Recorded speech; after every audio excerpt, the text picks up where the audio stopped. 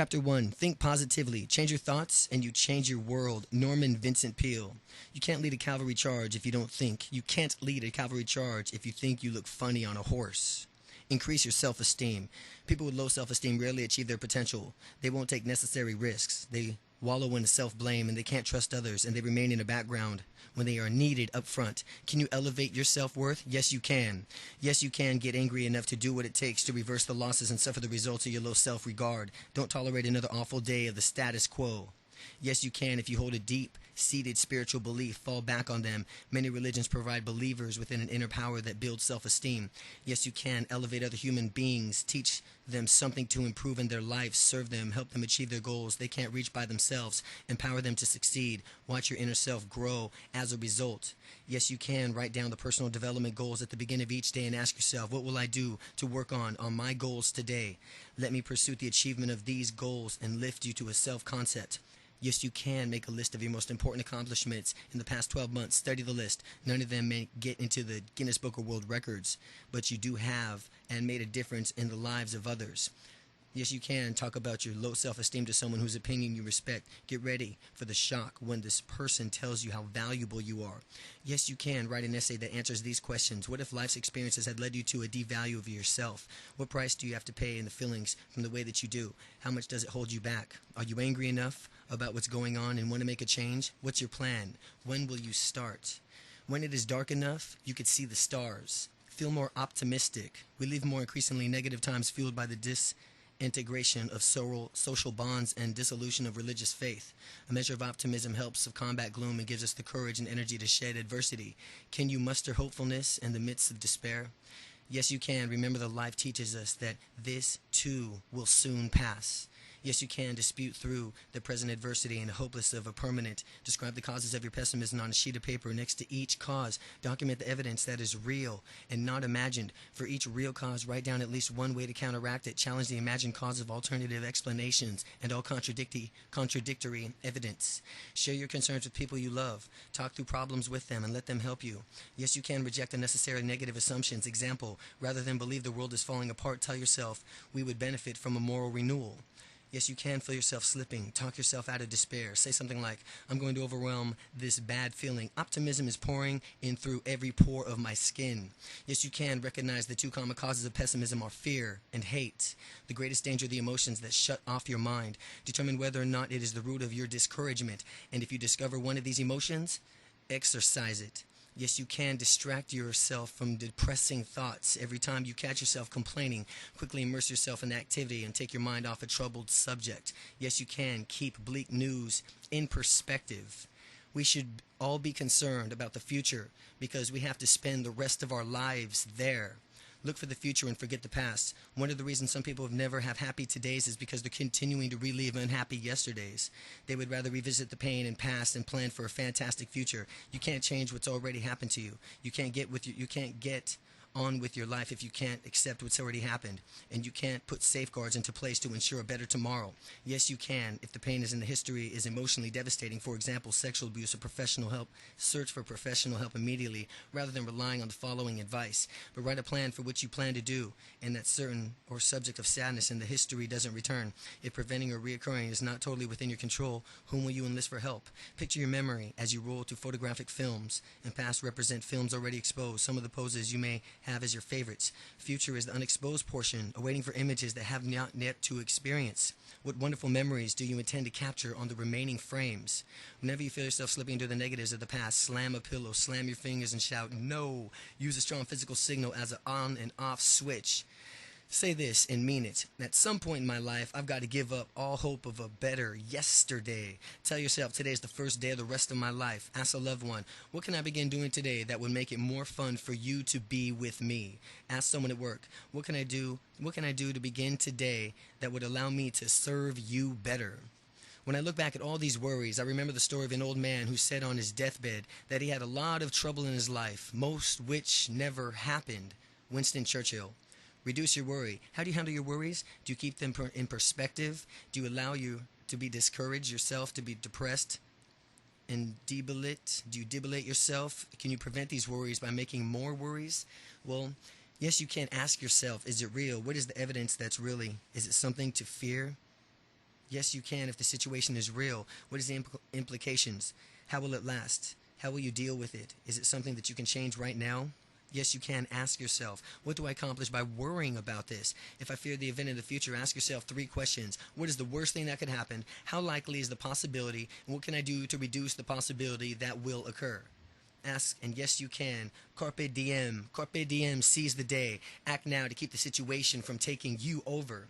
Yes, you can. Ask yourself, how will I feel about the year from now? And a year from now, the test of time will show that this is anywhere near as important as I've convinced myself that it is. Yes, I can change how I foresee a dreaded event, discover what it actually, and find a goodness in it, and look forward to those benefits. Yes, I can talk over your problem with someone who will listen. Yes, I can write about my problem, jot some ideas for how to deal with the problems. Yes, I can promise people whenever you catch them worrying about things that's beyond their control, you'll pay them $1. Agree to see a therapist soon after you've lost $10. Read Dale Carnegie's book, How to Stop Worrying and Start Living. Constant effort and frequent mistakes are the stepping stones to genius. Albert Hubbard. Forgive your mistakes. Some people live in a perpetual state of penance. They repeatedly suffer from the pain of their errors, fearing from the future because they are paralyzed by the past. Can you remove the shackles of your past mistakes and move forward? Yes, you can. When you've made up an error that gets you down, take a sheet of paper out, write it down exactly what happened. Assess why you made the mistake.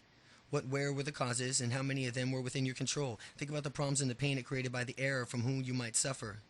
What is the worst thing likely to happen as a result? Check with someone else. Reality usually isn't as bad as your fears would have you believe. Apologize and seek forgiveness quickly from people whom have suffered in the result of your mistake. When they offer forgiveness, accept it with thanks. If your guilt is consuming you, seek professional guidance or spiritual counsel. Recognize the benefits of the mistake. What good has come out of it? If nothing else, you have learned a valuable lesson in the future behavior. What is it? Vulcanized rubber, post-it notes, penicillin were all created by a mistake. Use your mistakes to build a greater understanding of others who make mistakes and how they feel about them. Forgive generously and quickly when you believe that other people are sincerely repentant. Remember that a mistake reflects your performance in a particular situation under a particular set of circumstances. It is not a statement about you. You have the power to change your performance in the future. Problems are only opportunities in work clothes. Henry J. Kaiser. Conquer adversity. Everyone goes through bad times. Successful people know how to snap back. You can develop qualities that will enable you to triumph over adversity. Yes, you can maintain confidence in your resilience. Don't underestimate the power and push beyond what you normally are capable of. Take advantage of this opportunity to prove that you can take control of your life. Yes, you can pray and develop an unshakable belief in something greater than yourself. Faith in God is a great comfort in times of trial. Even people who aren't religious need to believe in something beyond self-preservation. Yes, you can move quickly through the natural period of feeling sorry for yourself. Dissolve your disappointment, anger, or grief so that you can get on with your life. Yes, you can develop a concrete plan for recovering soon after adversity strikes. Win a battle of commitment of yourselves and aggressive strategies for overcoming hardships. Yes, you can find the opportunity that adversity always presents. Any change of status quo provides an opening for improving your life. For example, those losing a job, you may discover a lucrative career opportunity that you might not have ever pursued within the comfort of a steady employment. Yes, you can let your friends and family help to absorb the pain and give you ideas to cope with adversity and get beyond it. Don't pull in, reach out. Yes, you can persist, fight, and survive. Don't even think about quitting. Yes, you can fulfill the obligation you have in yourself to the people around you in your life and even consider the possibility of allowing yourself to be victimized by tough times. Our life is what our thoughts make it. Our life is what our thoughts make it. Marcus Aurelius. Think clearly. Errors is thinking cause to erect roadblocks in our minds to prevent us from properly weighing decisions. You can get past these roadblocks. Yes, you can. Wait as long as you can to draw conclusions about anything. Remain open to certainty that something has an additional information on the subject that is worth listening to. Don't be so quick to dismiss ideas that contradict what you already know. Divorce the message from the messenger. Don't evaluate information according to how you feel about it or who's delivering it. Yes, you can. Don't be so seduced in believing the phenomena are casually linked simply because the statistically related. Example, cities that have many churches usually also harbor large numbers of prostitutes because large urban center towns have spawned both, not because one causes the other. Don't be too quickly to form explanations for the behavior of others for results of data you collect or for the events you observe. And an after-the-fact interpretation is rarely correct if you lack the thorough knowledge of the circumstance unique to, for example, a person's data or event. Reject slogans, propaganda, buzzwords intended to short-circuit your thinking. Example: how much of what is advertised is free, doesn't cost anything. Sleep on major decisions. Time as a way of clarifying thinking. Don't stereotype. Not all snakes are poisonous. Not all chemical companies pollute. And not all lawyers are just in it for the money. Don't assume that there is a first bit of information that you get on the new subject is correct. Continue to listen, read, and ask. Have more thou showest. Speak less than thou knowest. William Shakespeare. Prevent cockiness. Self-confidence is an empowering belief. It encourages us to take risks. It enables us to act decisively. It spurs out our achievement and our full potential. But when our success causes you to seduce to your press clippings, you may cross the line from surety to self-obsession. You can protect yourself from the case of conceit. Yes, you can. As soon as you think that you're pretty hot stuff, examine a globe of a world map. There are 5 million people on this planet. How many of them know your name? Yes, you can. Stop cockiness is often little more than a camouflage for self-doubt. Ask yourself what insecurities you compensate for the pumping up of your own ego. Recognize that talents are a gift. What people admire, nothing more than God acting through you. Read your language of self-serving statements of self-promotion. Cut your I statements in half. Mention accomplishments only when others insist that you do so. Spend more time listening. You can't boast when you're not talking. When others recognize your success, don't feign modestly, and don't even explain your accomplishments. Just say thank you. Do acknowledge those who have helped you. Study the behavior of the most talented and respected people in your profession. Model their behavior. You model your behavior after the classy way they handle their fame. If you're sure from whatever you're becoming in vain, ask trusted colleagues, friends, family members this question: what one behavior do you see in me that might be considered or others as conceited? The desire of perfection is the worst disease that ever afflicted the human mind. Louis Marquez de Fontaines. Accept imperfection in yourself. There's nothing wrong with striving for the best. In fact, it's a winning attitude. It's very wrong to expect others and yourself to be flawless under all conditions. If you do so, you're asking for nothing but frustration, because consistent perfection is impossible. Can you learn to tolerate less than perfection in yourself? Yes, you can. Draw a line down in the center of a sheet of paper. Left column, enter the pleasures of perfectionism. In the right column, jot down drawbacks under the heading, the pain of perfectionism. Which side has more potent points? Go back over the pleasure-pain sheet, reevaluate the validity in each entry in the pleasure side, and make certain that it isn't simply the means of avoiding risks and maintaining control and protecting your ego. Ask other perfectionists about the pain and pleasure they experience from such behaviors. Ask people close to you how your perfectionism affects them, your relationship with them, and you. Identify 3 aspects of your life that you love but you've ignored lately because you've been trying so hard to succeed. Vow to bring them back into your life. Take stock of your achievements. Marvel on how far you've already progressed, rather than laminating over the degree to which you've fallen short of perfection. Do something wild and crazy. Don't plan it. Don't have any expectations about it. And don't evaluate the results. Concentrate on the here and now. Don't obsess with the past from which you might have accomplished. Embrace quality as a journey you may never achieve the goal of perfection, but you can have a marvelous trip. A cynic is a man who, when he smells flowers, looks around for a coffin. Be less cynical. A cynic goes through life more depressed than depressing. Most people have enough negativity in their lives without having to add yours to their load. So don't tolerate someone who smells roses and looks around for a casket. If you want to improve your outlook on life, yes, you can do it. Yes, you can. If your cynicism turns into a cynical depression, seek professional counsel. Signs of depression are loss of interest in work, family fun, insomnia, excessive sleep, overeating, loss of appetite, acute sorrow, plunged self-esteem, and fatigue. Yes, you can consider the impact of your negative attitude on people around you. You may prevent from doing your best and living their lives fully. But if you have negative people in your life, avoid contact with them until you're strong enough to deflect their pessimism. Yes, you can. Rent the video. It's a Wonderful Life. Watch it and answer the question. Suppose you had never been born. How many would you be less complete because you were not around? Suppose you had never been born. How many lives would be less complete because you were not around? Yes, you can. Read the book, The Miracle Worker. After you've read it, answer the question: what can I do to start hearing and seeing the things Helen Keller heard and saw? Yes, you can. Observe others who achieve the success you hope to attain. Notice how many of them have a positive, enthusiastic attitude. Do you think that they became that way by following success, or do you think their optimism is one of the big reasons for their achievements? Yes, you can. Talk to professionals who devote their lives to helping people with the grief and sorrow. For example, people who work in a pediatric oncology. Where do they get the strength to get up each day and attack their jobs? You'll likely find that the key to their motivation is hope. Without it, you're dead. If you think you can, you can't. If you think you can't, you're right. Mary Kay Ash. Avoid negative self-talk. What you see in your mind is what you create. And what you think about is what you get. And what you speak is what you become. If you can maintain a high-quality mental outlook that rejects the thoughts and language that holds you back, you can replace the phrase, I'll try, with I will. I'll try means I feel compelled to do it, but I really don't want to do it. I try is nothing more than that. I will. Yes, you can. Ask fewer questions that start with the word why. For example, change. Why do I disagree? Or what do you disagree with? Notice how much less nagging and more assertive the second one is. Why do you disagree? To what do you disagree with? Kill. Shoulds, coulds, oughts, have tos. These words increase your stress and your guilt. Example, replace I should pay the bills with I will want to pay the bills tonight. Start saying yes when people offer to help you. Instead of responding automatically, oh no thanks, I can handle it. Start saying yes. Start accepting compliments and praise graciously instead of protesting that you don't deserve them. Say a big thank you and nothing more. When you're asked to feel on how you feel, even gratuitously, say great, marvelous. Not just fine or okay. Say great or marvelous. Excellent. Stop mumbling. Speak clearly, distinctly, confidently. Open up your future possibilities by replacing I can't and I don't, I won't with I haven't up until now. I haven't up until now. Never say I'm too stupid, fat, short, unexperienced, weak, afraid, disorganized. Never say I'm too.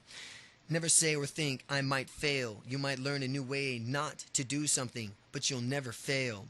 Hating people is like burning down your house to get rid of a rat. Harry Emerson Fosdick.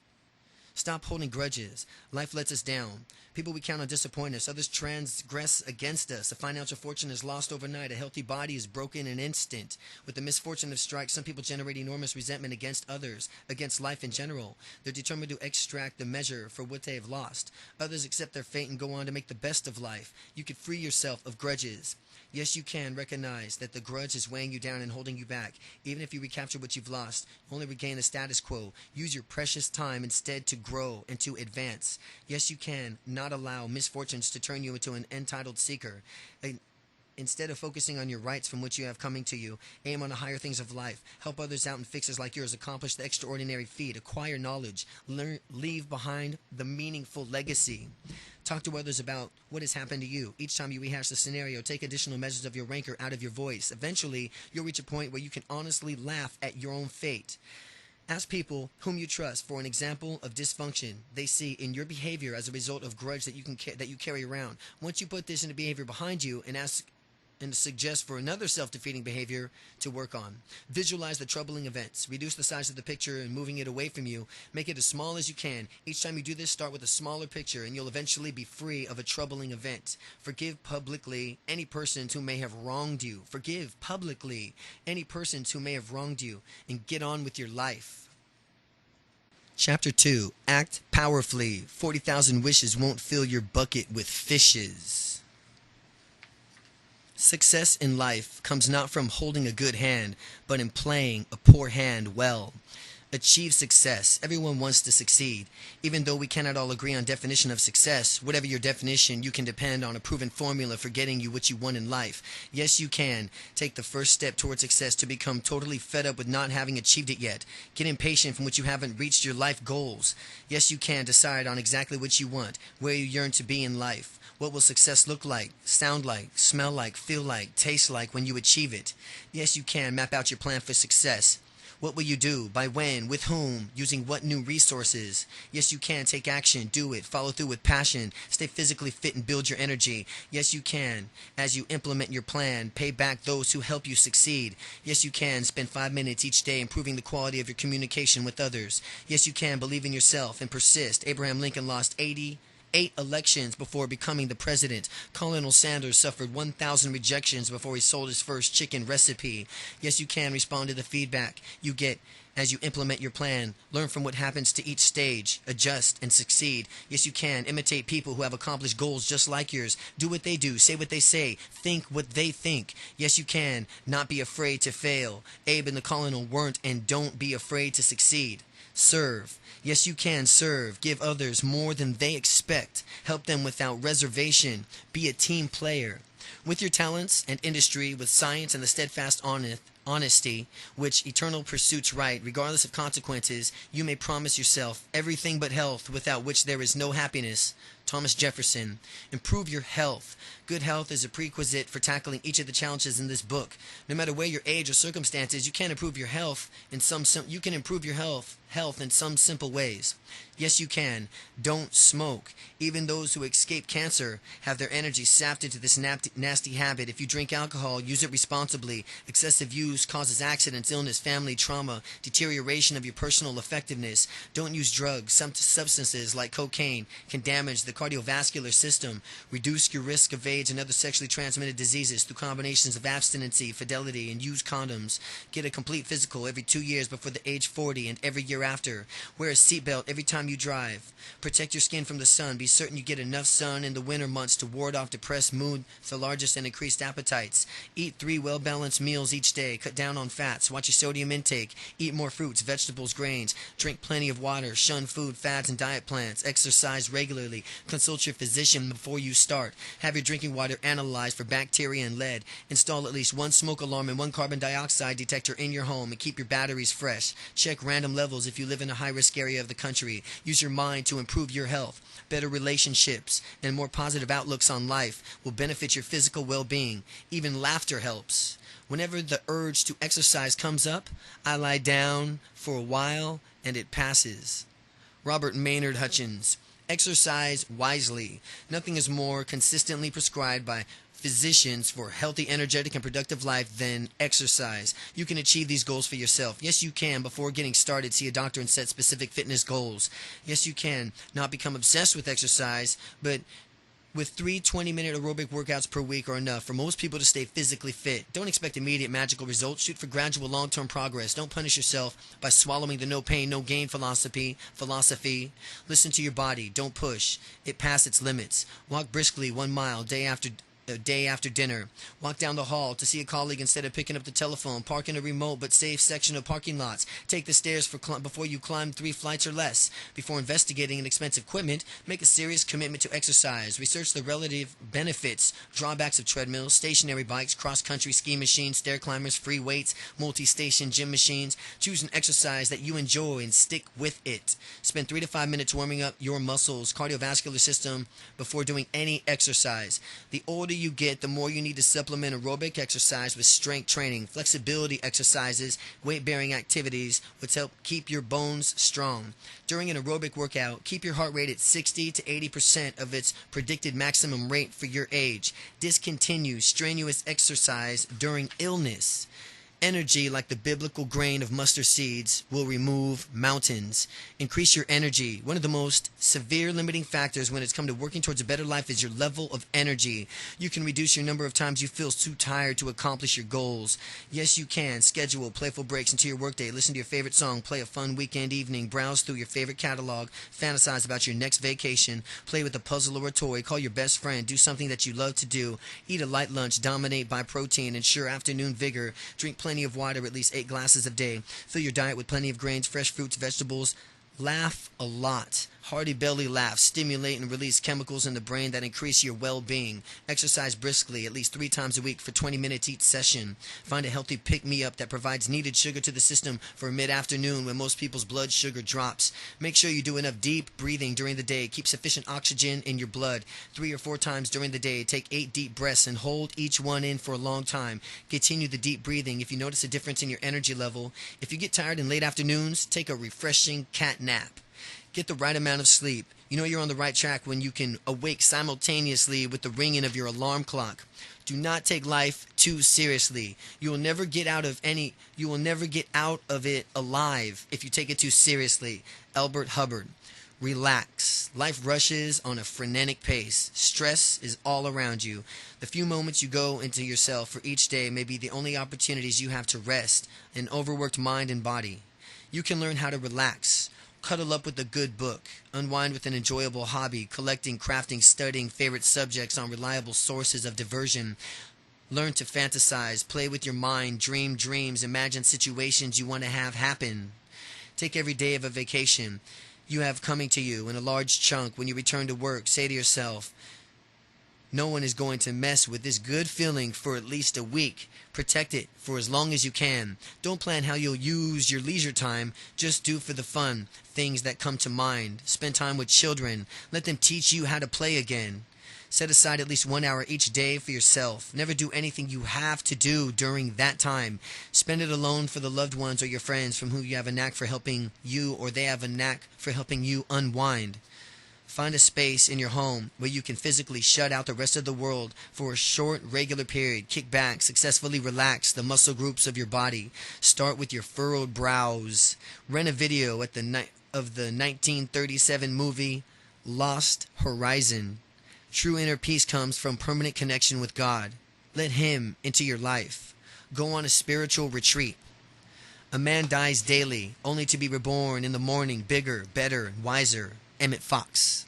Defeat insomnia. It's great to wake up refreshed in the morning rather than being jolted out of a sound snooze because you couldn't get enough sleep the night before. Sleep deprivation can bring serious consequences: irritability, fatigue, subsequently a wide range of illnesses from headaches to psychosis. Like the average person, you can fall asleep within 5 to 10 minutes. Yes, you can monitor your diet to ensure that you're not ingesting large amounts of caffeine within few hours of retiring. Cut back on your pace of physical activities at least 1 hour before retiring. Refuse to participate in any disturbing, stimulating discussions at least an hour before retiring in the night. Don't watch the news before you go to bed. Take a calming, satisfying book to bed. Get under the covers and read lying on your back. Play a relaxation tape at your bedside. Some of them recorded just for this purpose, and choose your own from an easy listening section of your own music store. Select a pleasant, satisfying fantasy to run through in your mind once the lights go out. Keep searching for the works consistently for you.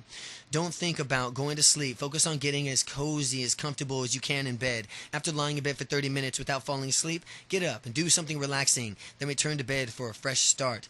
If your problem is serious, get an appointment at the sleep disorder clinic at the nearest medical center. Archie doesn't know how to worry without getting upset. Edith Bunker on All in the Family. Reduce your stress. We live incredibly hectic lives, doing more and more with less and less. You can defeat the resulting stress before it gets to you.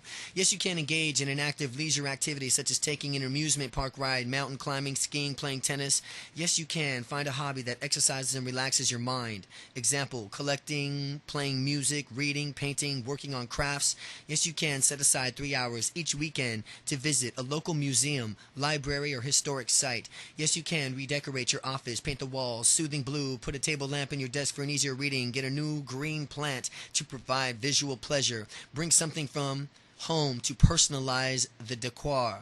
Yes, you can take frequent short breaks, inhale every slow, deeply in for 5 seconds, taking 10 seconds to exhale. Drink a full glass of water on each break. Yes, you can take your vacations. Yes, you can reject stress-generating thoughts when you've been cut off into traffic. Chuckle at the other driver's incompetence of selfishness rather than getting engaged. Replace catastrophic words like awful, terrible, and horrendous with phrases like, it could have been better. Stop expecting so much of yourself and others. Buy a book or a tape on relaxing techniques and breathing exercises. Find one that works for you. Practice good nutrition. Get regular exercise and adopt proper sleeping patterns.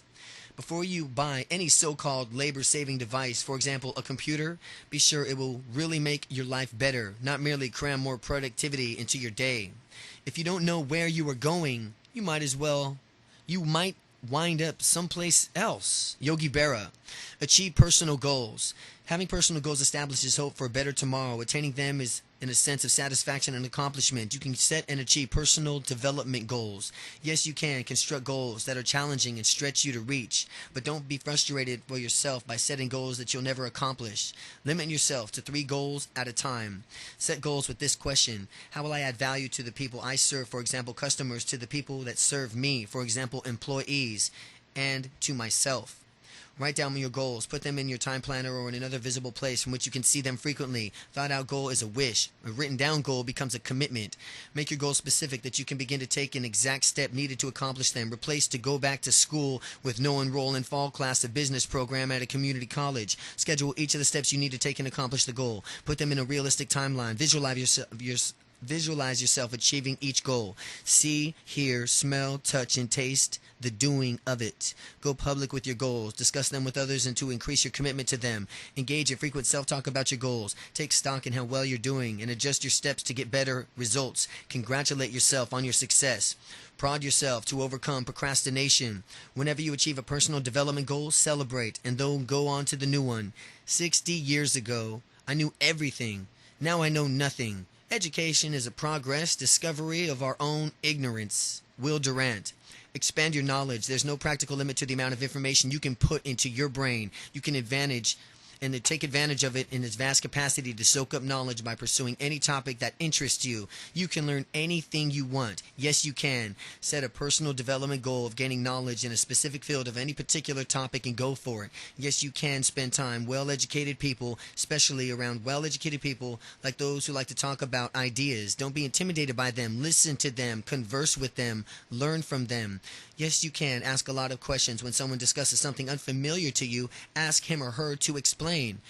The only dumb question is the one you didn't ask.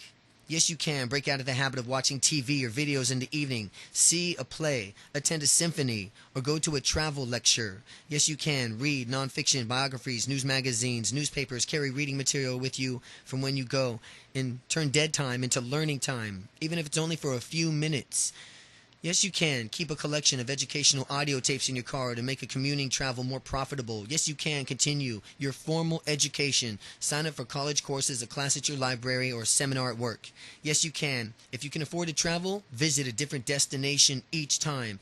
Yes, you can. Every Sunday, reflect on new ideas you gained during the past week. Enter them into a journal and comment on your plan to use them. Brainstorm relationships among ideas. Review the entries you made last week, 3 months ago, 6 months ago. Take time to deliberate, but when it's time for actions has arrived, stop thinking and go on. Napoleon Bonaparte. Make better decisions. Success comes from making sound decisions. College or job, married or single, this person or that one, repair or buy a new one, rent or own, this job or that one, now or later. You can make the best choices. Yes, you can. Recognize that you will never have a perfect information for making important decisions. Set the goal of making good decisions with sufficient information within a limited time. Define the problem to be solved. What exactly is the gap between where you are and where you want to be? List as many options as you can and close that gap. Be creative and ask others for their suggestions. Don't jump on the first good-looking alternative and don't stop until you run out of ideas. Determine the criteria your final decision will satisfy. What must will you insist upon? What wants will you hope for? And what in their end relative importance. Apply your criteria at all options, then select the one that meets all must conditions and does the best job of achieving your most important wants. Before you implement your decisions, ask yourself, what might go wrong with it? Prepare yourself and solve problem glitches down the road. Get feedback. Can find other flaws in the thinking that could help you from getting to where you want to be. Get the feedback. Act on decision. Don't second guess yourself, but if new information comes to light, be flexible and revise the decision. When you're paralyzed, own up to the cause. It is a perfectionism, insecurity, and aversion to risk, fear of failure, or hoping to be of all things to all people. Genius is the gold in the mine. Talent is the miner who works and brings it out. Genius is the gold in the mine. Talent is the miner who works and brings it out. Discover your hidden talents. Most people fail to unleash most of their abilities during their lifetime. You have talents, potential skills, and you've never become known to you or shared within the world. You can uncover your unique gifts. Yes, you can. Try new things, take new assignments, consider a new career direction, experiment with your aptitudes, keep searching for your niche. Write this at the top of a sheet of paper, things I really enjoy doing. Carry the sheet around you for a week, making entries that you think of as you think of them. And at the end of the week, study the list of yourself and how closely it corresponds to what you actually do. Any time on that list are not now a part of your life, and work them, and they may represent hidden talents. At the top of the second sheet of paper, things I did well a year ago but stopped doing. Each entry on the sheet is a potential forgotten talent. At the top of the third sheet of paper, write things I do that people compliment me on or say I make look easy. These make talents from which you want to find a larger outlet and more opportunity to apply. Ask people close to these questions. Do you think I'm making the best possible use of my abilities? Is there something that you believe I have an ability to do that I'm not doing? Have I missed my calling? What do you do apart from work? Which of your talents is evident from the groups that you join, the volunteer you work with, the hobbies you enjoy? Find ways to apply some of these talents more fully in the work and also in your family life. I used to think that anyone doing anything weird was weird. I suddenly realized that anyone doing anything weird wasn't weird at all. It was the people saying they were weird that were weird. Paul McCartney. Increase your creativity. Creativity is using your mind to change, revitalize, reorder portions of your life. You're creative when you make something new based on you're perceived in this world. You're born with some creativity, but you can develop it much further. Yes, you can. Think like a child. Play with ideas. Ask why not and what if. Believe if there is always a better way or a different way. Engage in new activities that have always fascinated you. Daydream about what you're working on. See fragments of it in your mind's eye. Move them around in your brain. Capture the new ideas popping into your head. Use mind mapping when you're planning on a new speech, report, seminar, or project. Write the central idea in the middle of the sheet of the paper. Draw a dozen or so lines emanating the central idea like rays from a sun. Over a period of days, brainstorm all the major ideas you can over your position and over the ends of the rays. When your creativity is finally spent, cluster the many ideas into the 5 main points. Focus on those. Don't fear mistakes. Creative people make them and profit by them. Associate with people who will prod you, question your assumptions, and help sharpen your ideas. Keep inspirational people by your side, those who encourage risk-taking and thrive on change. Experience your innate creativity by doing something for your sheer joy of it, without worrying about results. Become absorbed by the task at hand. Concentrate so intently on it that when you're doing, you do what it takes to begin so clearly that many ways in which it can be improved. God gave us memory that we might have the roses in December. James M. Barrie. Improve your memory. You can't remember the name of someone you met 2 minutes ago or forget the combination to your safe, the digits of your private phone line you escaped. Last year's sales figures became blur when you needed to recall them. Can you do it better at retaining important facts and figures? Yes, you can. Exercise moderately but regularly. You'll improve your memory by enhancing your strength and cardiovascular conditioning, lessening stress and improving digestion and sleep. Yes, you can keep a diary for a month recording of your memory lapses. Do tend to forget names, telephone numbers, appointments, facts, something else on which you need to focus on memory improvement. Look over material from which you need to memorize, then at a time before it passes, review it again. Double the time before you look at it again. Keep doubling the time between reviews. Do this to remember names. Listen to the pronunciation of the name while looking intently at the person. Repeat the full name. Translate the name into a familiar object. Just suppose it was an unusual facial feature or person. Later look back at the people you've met and associate names with faces. Remember, list of items by turning them into pictures that you connect together in your mind's eye. Use a phonetic alphabet of consonants and consonant sounds to translate hard-to-remember numbers into an easy-call mental picture. I equals T, D, 2 equals N, 3, M, 4, R, 5, L. Use a phonetic alphabet of consonants and consonant sounds to translate hard-to-remember numbers into an easy-to-recall mental pictures. Thus, 57443 becomes locker room. Use the time just before you go to sleep, preferably while relaxing in bed, to commit things to memory. Not every woman in his old slippers can manage to look like Cinderella. Not every woman in old slippers can manage to look like Cinderella. Don Marquise. Wear flattering clothes. Your clothing presents an image that shouts volumes to others about your attitudes, accessibility, and your ability. Even through your judgments through people made from which vary person to person to ensure that you make a good impression, there's a certain sensible guideline that you can follow with your confidence. Yes, you can. Meet the expectations of people around you for your attire. Don't shock, disappoint, or embarrass them. Don't break the dress code where you are. Wear and make them feel whatever makes you feel comfortable. If you are at ease, you're most likely to make others feel that way. Dress according to the impression that you want to give. Formal, informal, intellectual, practical, staid, fun-loving, wealthy, poor, conservative, risk-taking, contemporary, old-fashioned. Dress like people from which you want to create rapport. Make them feel like you're one of the gang. Wear from which others think, oh, you look good in. This requires to keep a close track of the compliments from which you get and wear certain outfits, combinations, and colors. In business settings, wear black and navy to build credibility. Gold, green, gray, and brown won't flatter most skin tones. Pale pastels can work. Loud ones are gaudy. Light shades of blue, gray, beige can look nice, and when they may not be power colors, Take care of your clothing. When signs of wear appear relevant in items of casual settings. Avoid trendy colors and fashions that will become outdated at a year later. Buy the most expensive clothing you can afford from a clothier whose advice you trust. To enter one's own self, it is necessary to go armed to the teeth. Paul Valery. See yourself as others do. Success comes from your ability to influence and motivate others through your behavior. You can find out what others think of your behavior. Yes, you can get feedback. Look and listen to the feedback you've already received and study the body language of other people from which they're of your presence. Take note of their tone, voice, compare to the tone and voice and use theirs. Think back and feedback from received from over the years of compliments and criticisms from what trends to themes in this feedback. If someone is reluctant to comment openly on your behavior, bring up a name of a third person you both know. Ask what you think the other person would say about my behavior. Under the supervision of a licensed psychologist, take one of the many personality inventories, preference tests, and skill assessments that are available. Videotape a presentation you make or meeting that you lead. Review it with some knowledgeable and honest enough to give you helpful feedback. When you're out and about, check your appearance in the mirrors. Take a peek at what you show the world. Listen to yourself as you speak. Limit thinking and worrying about what you're going to say next, and instead focus on the words and the way that you say them. The most savage controversies are those about matters as to which there is no good evidence either way. Win in arguments. Many people get trapped in debates that they cannot win, not sure of what they're going to say, not anticipating what their adversary will say, failing to define their terms, and not even sure of what the argument's all about. Can you avoid these snares? Yes, you can. Pick your fights. Confront others from when you can predict at least a draw. Develop a reputation as someone who admits to being wrong when your errors are revealed to you. This encourages others to believe your assertions. Know your adversary. Prepare for likely tactics and plan to press suspected hot buttons to get your way.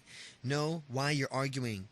Do you have your need to win, to work off your aggressions, to establish pecking order in your own barnyard? And you have your reasons that make sense? Do your reasons make sense? Provide an alternative for anything that may be an arguing against. Don't knock down the ideas of others with having something to put in their place.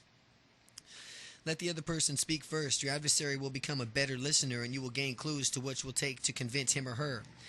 Base your arguments on facts. Use documented statistics. Quote respected people. Cite universal principles. Keep your cool while revealing a well-modulated sense of annoyance, even anger. Save sarcasm, incredulity, caustic humor for the toughest and most uncooperative adversaries. Develop a win-win mentality. Aim to meet both of your needs and those of others in the room rather than defending one-sided or self-serving position. Never try to win by destroying an opponent. Attack issues, not people.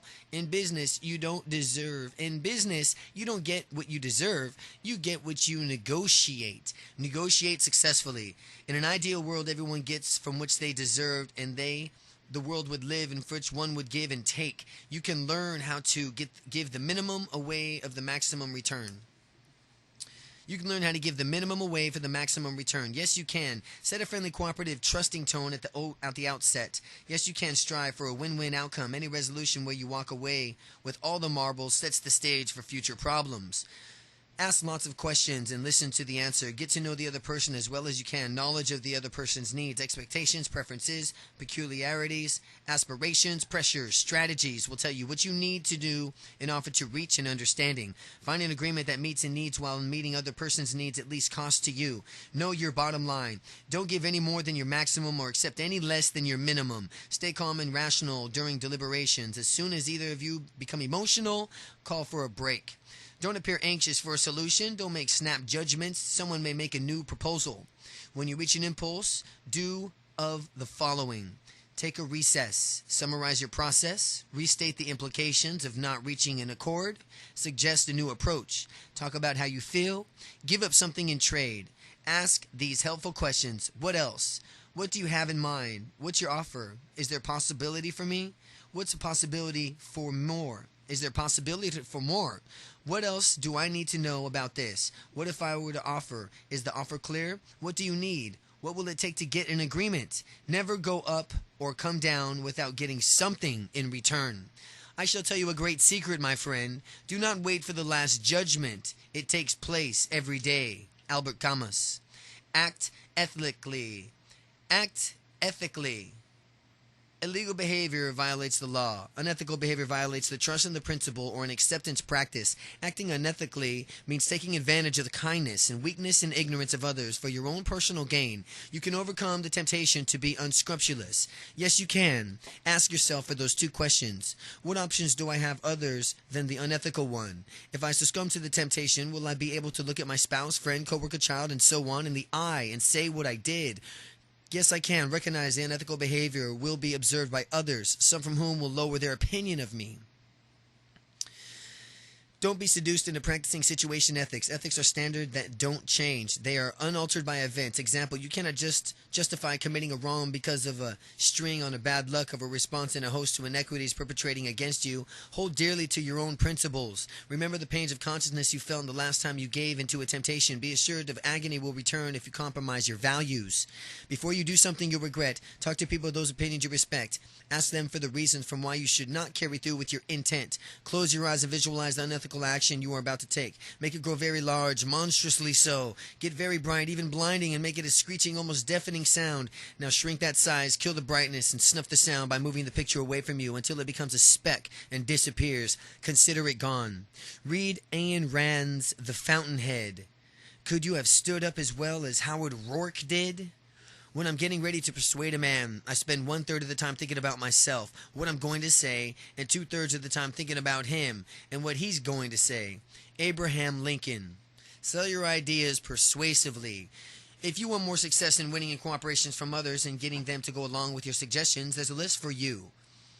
With the help of the tips below, you can improve your ability to market your ideas. Yes, you can store up credibility from which you need it by being known as someone who cares for others, who makes reasonable requests, and for whose word can be trusted. Know exactly what you're asking for, what new behavior you expect, what's your precision expectations, what long-term implications should the other person understand before agreeing to comply. Recognize why you are making this request. What's your ultimate goal? Will it find the fact and be achieved the request you're about to make? Or like being asking just for the wrong time? Are you asking, or might you be asking for this in the wrong time, or are you asking for the wrong thing? Be prepared to pay choice and pay price. What will this new behavior eventually cost in time? Money, personal involvement, following through, negative reactions by others, altered results in related areas, expected return of a favor and another behavior of support or in response to the person who cooperates with you? Ask for it. Don't hint. Wish or wait for other persons to figure out what you want. Just ask for it. Get it to the point. Get to the point. Paint the exact picture you see. Paint the exact picture you see of your need and believe that you'll get a yes so that you can ask convincingly. Be certain you're asking the right person, someone who can help, someone who has the power to deliver. Show benefits. Demonstrate the other person in the most vivid language possible and value of fulfilling your request. Reveal the ways in which your actions you're requesting will either remove a pain from the person's life or introduce a new pleasure to it. A certain amount of opposition is a great help to man. Kites rise against, not with, the wind. Overcome objections to your ideas. When you ask people to do something, expect a reason or two why it can't or don't want to do it. You can learn to overcome objections to your ideas and possibly even turn reluctance into an advantage. Yes, you can. Know the people who sell to you well that you can build solutions to their predictable objections into your sales pitch. Know the people who you sell to. Know the people who you sell to so that you can build solutions to their predictable objections into your sales pitch. State the objection you expect them to raise. Affirm that it's a valid concern. Then, while the look of us spectators of the objection rather than owners of it, dismantle it, showing how the proposal eliminates it as a problem. When the unexpected objections come up, listen to it. Be certain you understand it and emphasize with the other person's concern before proceeding to address it. Don't attack those who object to your ideas. Ask them. Substantiate the assumptions behind their resistance. Restate each objection you hear and ensure that you understand it. Repeating objection back to its owner often weakens it. Don't argue, become angry, or get defensive. Remain calm. Maintain visible enthusiasm for your idea. Remain calm, yet maintain visible enthusiasm for your idea. Test objections to be sure that you know what you're up against. Ask this: if I can prove that I'll take care of that, will you go along with my idea? If the answer is yes, you should know what you have to do to overcome the objection. If the answer is no, you haven't yet uncovered the real objection. Answer each objection with the fact that you believe will dismantle it. Demonstrate your idea is not invalidated. Demonstrate why your idea is not invalidated. Confirm with your objections that their concerns have been addressed. If you believe an objection does kill your proposal, ask for time to get back to the drawing board to reshape it. When objectors refuse to accept your solution, ask them to provide their own. Provide their own. Many times they will. I'm going to stop putting things off starting tomorrow. Sam Levinson. Stop procrastinating. Although putting off an unpleasant task from time to time is not serious, chronic stalling is a problem. You waste time worrying about what you have to do. Your mind magnifies beyond all the reality, the pain, and all the experience by doing it. And you risk letting down people who are counting on you. You can get things done on time. Yes, you can spend the next week invoking 24-hour rule. Respond to each new stimulus, mail, request, phone calls, so on within 24 hours. When the new task looks overwhelming, start it immediately, even if you can only spend a few minutes on it. Break every difficult task into manageable pieces. Work on a piece each day. Stop thinking about how uncomfortable you think you feel while performing an undesirable task. Start thinking about how good you feel when the job will be done. Reward yourself for making progress on a challenging project. Give yourself bonuses by doing something that you really like. Write a schedule for completing your work. Keep it on highly visible places. Make public commitments by starting and finishing scary tasks. It's easier to get yourself down than to embarrass yourself in front of others. Recognize that you reduce your stress level every time you accomplish one of your to-dos. Put this book down. Start working on the most nagging task in your backlog. Don't turn the next page until you feel good about the progress that you've made. When you're through changing, you're through. Bruce Barton. Accept change. 3 things in life are certain: death, taxes, and change. And of these 3, most you handle the first 2 better than the third. You can become the most positive by coping with change in your life and learn to use it in your advantage. Yes, you can. Recognize the resistance to change comes from the fear of loss. Whenever you need to change troubles you, ask yourself, what are you afraid of losing? Is it control, prestige, self-esteem, closeness, freedom, comfort, income, identity, Identify the root of your resistance and take steps to overcome it. Accept the discomfort caused by ambiguity and uncertainty and a natural byproduct of change. Identify the drawbacks of not changing. What will result if you fail to solve this problem? Exploit this opportunity. Only comply with the requirements. Isn't the status quo far more costly than transition? Is the status quo far more costly than the transition? Identify the gain associated with the changing. Don't allow your obstinacy to obscure the real advantages of moving from present state to the new one. If your reasons for change are not clear to you, ask those who are initiating it. Don't make a snap judgment about its value. Give yourself a few days to become both emotionally and intellectually committed to it. Write down 5 advantages of the change before you allow yourself to dwell on its disadvantages. Take on positive views of life. And many people who are willing to change have in common an example. Life is rewarding. There's an important lesson to be learned from challenges. Disruption is a natural element of an evolving world, and change presents opportunities to grow. Recall that 2 symbols in the Chinese ideograph for change signify threat and opportunity. Those are the Chinese ideograph's symbols for change. Many people's tombstones should read, died at 30. Buried at 60. Nicholas Murray Butler. Create a meaningful legacy. A recent study of people over the age of 95 reported one of the greatest regrets in the future was failing to be behind something of worth or humanity. Even with limited financial resources, you can leave the world a better place. Yes, you can raise positive children who want to make a valuable contribution to society. Teach them everything you know. Be a positive role model to the children in your life. Make whatever gift you can afford to the Philophonic Foundation. The contribution will enlarge its endowments, enabling your money to work for good for a long time. Make a whatever gift you can afford to any organization whose goal is to educate youth to leading productivity, health, and lives of moral lives. Fund camperships for disadvantaged children. Find opportunities to work for young people. Volunteer at your school, church, synagogue. Get involved with other organizations such as Scouts and Benefit Adults of Tomorrow. Develop your teaching skills. Look for opportunities within organizations to train new employees so that they can advance in their careers, feel better about themselves, and accomplish more for the customers in the organization. Will your vital organs to an organ bank. Tell your family about your decision.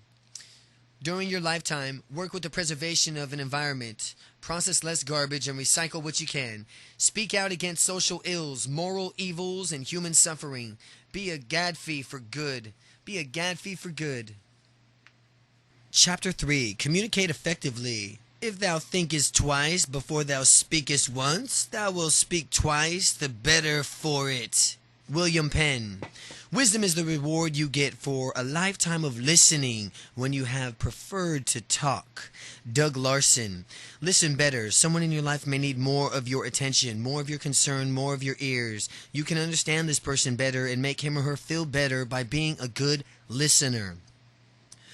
Yes, you can set a personal goal for yourself of becoming a better listener. Accept nothing less than success. Remain equally open to every idea you hear. Hold your fire. Don't stereotype the speaker and don't make snap judgments on the value of what's being said until the speaker has finished. Final personal value in hearing and being entertained by the stories of others. Prepare to listen by thinking about the speaker in advance. Shut up. Speak less. Bite your tongue. Say to yourself, I am going to empty this person of every emotion, thought, and opinion on this topic before I reveal mine. Listen for content rather than judging and therefore becoming distracted by the speaker's delivery style. Look at the speaker's body language and listen to the tone of voice to pick up meaning beyond the words being spoken. Fight any visual, oral, sensual distraction. Give the speaker steady eye contact and get into any attentive body posture. Focus on the speaker's message. Mentally summarize, weigh the evidence, ask clarifying questions. When someone begins to speak, pick up a pencil. Make it a listening stick. By squeezing it with your thumb and the eraser, don't interpret until the person stops talking. Then release the pencil and allow the other person to use it while you talk. If all my talents and powers were to be taken from me by some inscrutable providence, I had my choice of keeping but one power. I would unhesitatingly ask to be allowed to keep my power of speaking, for through it I would quickly recover all of the rest. Daniel Webster. Speak with impact. Some speakers command attention. They sound convincing, authoritative, and credible. This discourse has none of the self-effacing qualities that too many people allow to sap the energy from their ideas. Can you rid your conversation of power-robbing phrases? Yes, you can. Don't discount your ideas before you express them. You may not think much about this idea, but don't discontent and discount yourself before you give your opinion. While I'm not an expert on this topic, don't qualify the message with wishy-washy modifiers. Sometimes, but not always, this is true. Don't seek permission to speak. I wonder if I might be allowed to say something. Don't rehash, repeat, or paraphrase unnecessarily. State your idea once, concisely and directly. Don't connect tag questions to the end of your statements. This is an important idea, don't you think? Don't demean or belittle your listeners. Let me put it this terms that you can understand. Let me put it in terms you can understand. Avoid cliches. You won't impress people by reminding them that you can lead a horse to water, but you can't make him drink it. Use positive statements. Change. I don't mind helping you to. I would enjoy helping you. Use positive statements. Change. I don't mind helping you to. I would enjoy helping you. Avoid participle forms. Say, I plan to do it, not I'm planning to do it. I plan to do it. Avoid the passive impersonal voice. Replace a decision was made with we decided. Use the word you 3 times, and every time you use the word I. Use the word you 3 times for every time you use the word I. Suit the action to the word to the action. William Shakespeare. Send strong nonverbal messages. As little as 10% of the impact of your spoken message is carried by the words you utter. As much as 40% achieved is by vocal, tone, inflection, emphasis is pitch, rhyme, volume, rate. 40% is achieved by your vocals. Only 10% is impact of your spoken message. More than 50% comes from your body language, eye, face, hair, gestures, posture, cosmetic accessories, clothing's actions, use of space. Can you harness the 90%? Yes, you can. Study others' nonverbal messages, note their impact, get feedback on vocals or body language, have some observe you in a meeting, record your voice, videotape yourself making a presentation. Look people in the eyes when you speak to them and when you speak to you, and when they speak to you, groom yourself carefully in the morning. Many people will judge you on the value by your looks. Dress to meet expectations of important people. The look and quality of your attire should be slightly better than contemporaries. Wear what others have said you look good in when you need to influence them. Correct your posture. Lift your collarbone 1 inch. Never point a finger at anyone. Be careful of other potentially off-putting gestures. Give a firm, non-vice-tight or noodle-soft handshake. Send positive messages with the settings in which you live and work. Is your desk messy? Is your car clean? What impressions do others get entering your home? Nonverbals show how you feel inside and determine how you feel inside. Walk with your head up and you'll feel up. Wear your finest duds and you'll feel great. And get yourself excited. The ability to speak is a shortcut to distinction. It puts a man in the limelight, raises his head and his shoulders above the crowd, and the man who can speak acceptably is usually given the credit for the ability of all proportion to which he really possesses. Lowell Thomas. Speak eloquently.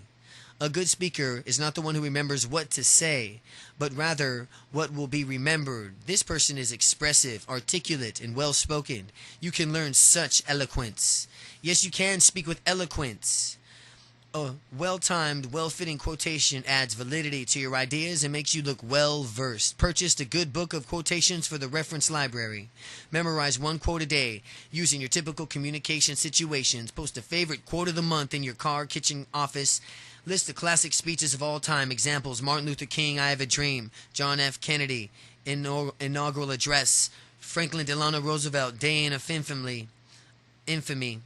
Note the rhetorical devices they used to rive and rivet audiences. Use repetitions to grab your audiences. An example, Martin Luther King Jr.'s use of I Have a Dream. Use repetition to grab your audiences. Use antithesis to produce memorable effects. An example, John F. Kennedy asked, "Ask not what your country can do for you, ask what you could do for your country." Use antithesis to produce memorable effects. Use alliteration to get attention. An example, Gerald Ford claiming, "My record is one of progress, not platitudes, performance, not promises." Alliterations to get attention. Use the rule of three. When ideas are strung together in a series of threes, the impact almost always exceeds any of the strings of two or four or more. The second sentence in an introduction above would have been weakened as if it would added the word fluent to the series. Use rhetorical questions to win the audience over. Start a seminar on the use of eloquence by saying, "Who among you is fully satisfied with your ability to stir others into action?" Words have weight, sound, appearance. It is only by considering these that you can write a sentence that is good to look at and good to listen to. W. Somerset Maugham. Choose powerful words. The well-chosen word given your speech, your letter, your manuscript, the power to attract, mesmerize, and persuade. You can use words that get the best results. Yes, you can. Avoid euphemisms, words that make concepts more socially correct but weaker. Don't perspire when you should sweat. Leave no doubt as to your intent. Do it as soon as you can. May tell me I can wait until I'm good and ready. Leave no doubt as to your content. Do it as soon as you can. May tell me I can't wait until I'm good and ready. Avoid the technical language of your profession, the slang of your social group, the idioms of your hometown with those that won't understand. Forget any worn-out phrase you've ever learned. Don't remind us that you can't tell a book by its cover. Favor shorter words. Don't inquire about an opinion. Ask it. Don't utilize what you can use. Increase the power of your suggestion with specific, colorful language. Your claim of interest won't carry the same weight as your excitement or your aspirations. Speak in an active voice. My love for you is shown by isn't as strong as I show my love for you by. Don't overuse the verb, noun, or adjective in the same letter or speech. Example, you can give fast or rest with the breakneck, snappy, swift, quick, speedy, or brisk. You can give fast a rest with breakneck, snappy, swift, quick, speedy, or brisk. Use friendly contractions. An example, I'll for I will, in all but the most formal communications. Overcome sexist language. Use the term girl only if they use a boy in the same or the next sentence. Avoid the generic he when you mean a man or a woman. Find substitutes for a man and men. Words ending with an example, say mail carrier instead of mailman. If a woman has a professional title, an example, doctor, use it. A great many people think that polysyllables are a sign of intelligence. Improve your vocabulary. What if your carpenters showed up without any tools? They'd probably strike you as incompetent amateurs in the same way you'd have a hard time projecting a polished professional image with a deficient with the deficient vocabulary. Your words are the plain, chiseled, drilled, level sandpaper you use to form your ideas. You can shape them in just the way you need to get an impact you want. Yes, you can. Don't equate enhancing your vocabulary with learning those 14-letter words that challenge you on an SAT. Having a powerful vocabulary is using the right words to get the desired result. Long, unfamiliar words only confuse and frustrate the receivers of your messages. Read voraciously. Consume one book a week. Alternate those that read for fun and for those that list of great books. Read newspapers and magazines daily. Devour newspaper columns and word usage. Play the word games in newspapers, magazines. Become fun and a fan of crossword puzzles in the New York Times. Read any of the books written by noted wordsmith William Safire. Read any of the books written by noted wordsmith William Safire. Read The Art of Plain Talk by Rudolf Fleisch. Keep an excellent dictionary and thesaurus in your personal library or on your own word processor. Play Scrabble or some sort of newer word board game. Learn one new word a day. Find an opportunity to use it the next day. Exercise your vocabulary at every opportunity. Join a group where you'll be calling upon to speak and write. Listen to great speakers. Learn from the way they used and learn from their use of the King's English. The difference between the almost right word and the right word, 'tis the difference between the lightning bug and the lightning. Mark Twain. Reduce communication errors. English is a language in which it's easy to make mistakes, grammar usage, pronunciation, and spelling, but you can make fewer errors. Yes, you can. Don't say, I will try, and do that. Try to do it. Don't say, I could care less, when you couldn't care less. Don't say, between you and I, me fellows proposition. Don't say, can I help you? You mean may. Don't say, I did good on the test if you did well. Don't say he sent it to Jan and myself. Me is better. Don't claim that you would be of when you would have. Don't say each member must do their share. One correct way to avoid his or her is to change the subject to all members. Don't wait on a report when you should wait for it. Don't mistakenly feel strongly or badly about something you should feel strong or bad about. Don't lay down when you mean to lie down. Don't use irregardless. Regardless is correct. Use the preferred pronunciation of harass, leisure, nuclear, realtor, and research. Check the dictionary. Don't misspell accommodate, benefited, canceled, changeable, committed, consensus, disappoint, embarrass, etiquette, excel, existence, grateful, advertent, judgment, liaison, memento, minuscule, occasion, occurrence, omission, prerogative, perseverance, recommend, referred, resistance, seize, separate, supersede, threshold, tomorrow, or withhold. Don't say you're disinterested in the results when you're uninterested in them. Make thyself a craftsman in speech, for thereby thou shalt gain the upper hand. Ancient Egyptian tomb inscription. Make thyself a masked craftsman in speech, for thereby thou shalt gain the upper hand. Improve your speaking voice. Radio announcers are hired based on the quality of their speaking voices. Although many of them were born to utter resonant tones, most also employ strategies to improve the way they sound. You too can use these strategies. Yes, you can. If you want to overcome a speech impediment, first consider whether it's truly hindrance to your effectiveness. A professional speaker we know stutters without any loss in an audience impact. Get an expert assessment from a speech pathologist. Listen to yourself on an audio tape. What overall impressions do you create with your voice? Do you vary from vocal impact, suit the message, or do you speak and bring a monotone or a repetitious sing-song pattern? Be prepared to detest the sound of your voice on a tape. Repeat a sentence 8 times, alternatively voicing joy, fear, contentment, anger, embarrassment, sadness, surprise, confusion. Try you and I see that differently. You and I see that differently.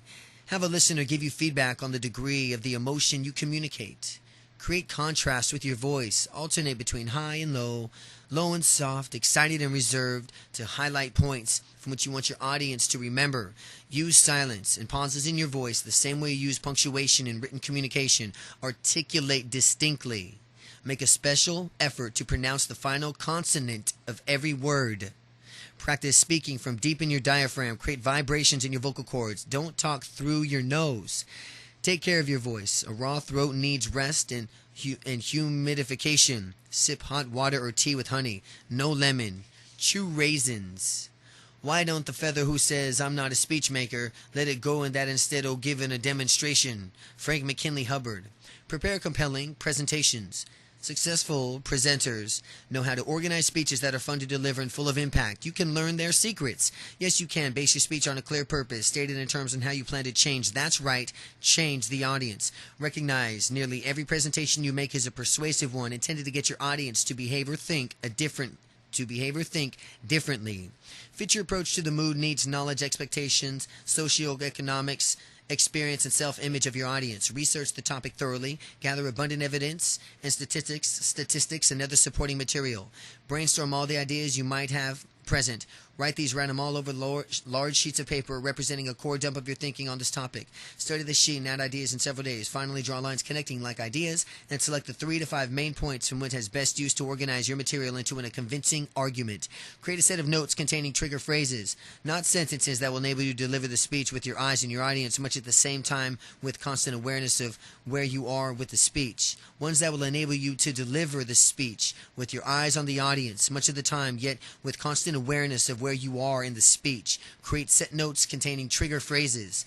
Place vivid mental images of key points on attractive and easily seen visuals such as slides, charts, handouts, models, demonstrations, or write and draw on a board the vivid mental images or key points on attractive, easily seen visual slides or charts. Rehearse the presentation until you're comfortable with it. Arrange the room for maximum advantage and be sure to learn how to operate any equipment you plan to use. Speeches, like babies, are easy to conceive, but hard to deliver. Deliver compelling presentations. Gives two people the same speech to deliver, and one will have the audience more motivated to act. Can you consistently convince your audience that your ideas are valuable to them? Yes, you can. Open with enthusiasm. Deliver an intention, getting interesting arousal, rapport building kickoff, and tell them that you're going to tell them. Reveal the speech's organization early on.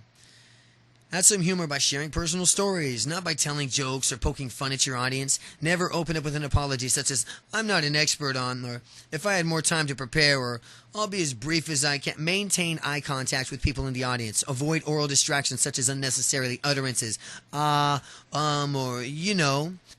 Throat clearing, repetitive phrases, and incorrect use of language. Avoid physical distractions such as poor posture, hair twirling, rattling your pocket chain, swaying, leaning on lectern, placing with a pen or a marker, or doing anything repetitively.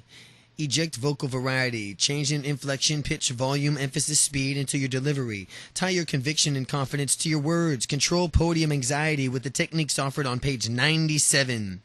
Stay within the allotted time. Better yet, finish a little sooner than people expect. Close with a brief summary and a high-energy finish that motivates the audience to inaction. The mind is a wonderful thing. It starts to work the minute you are born and never stops until you get up to speak in public. John Mason Brown.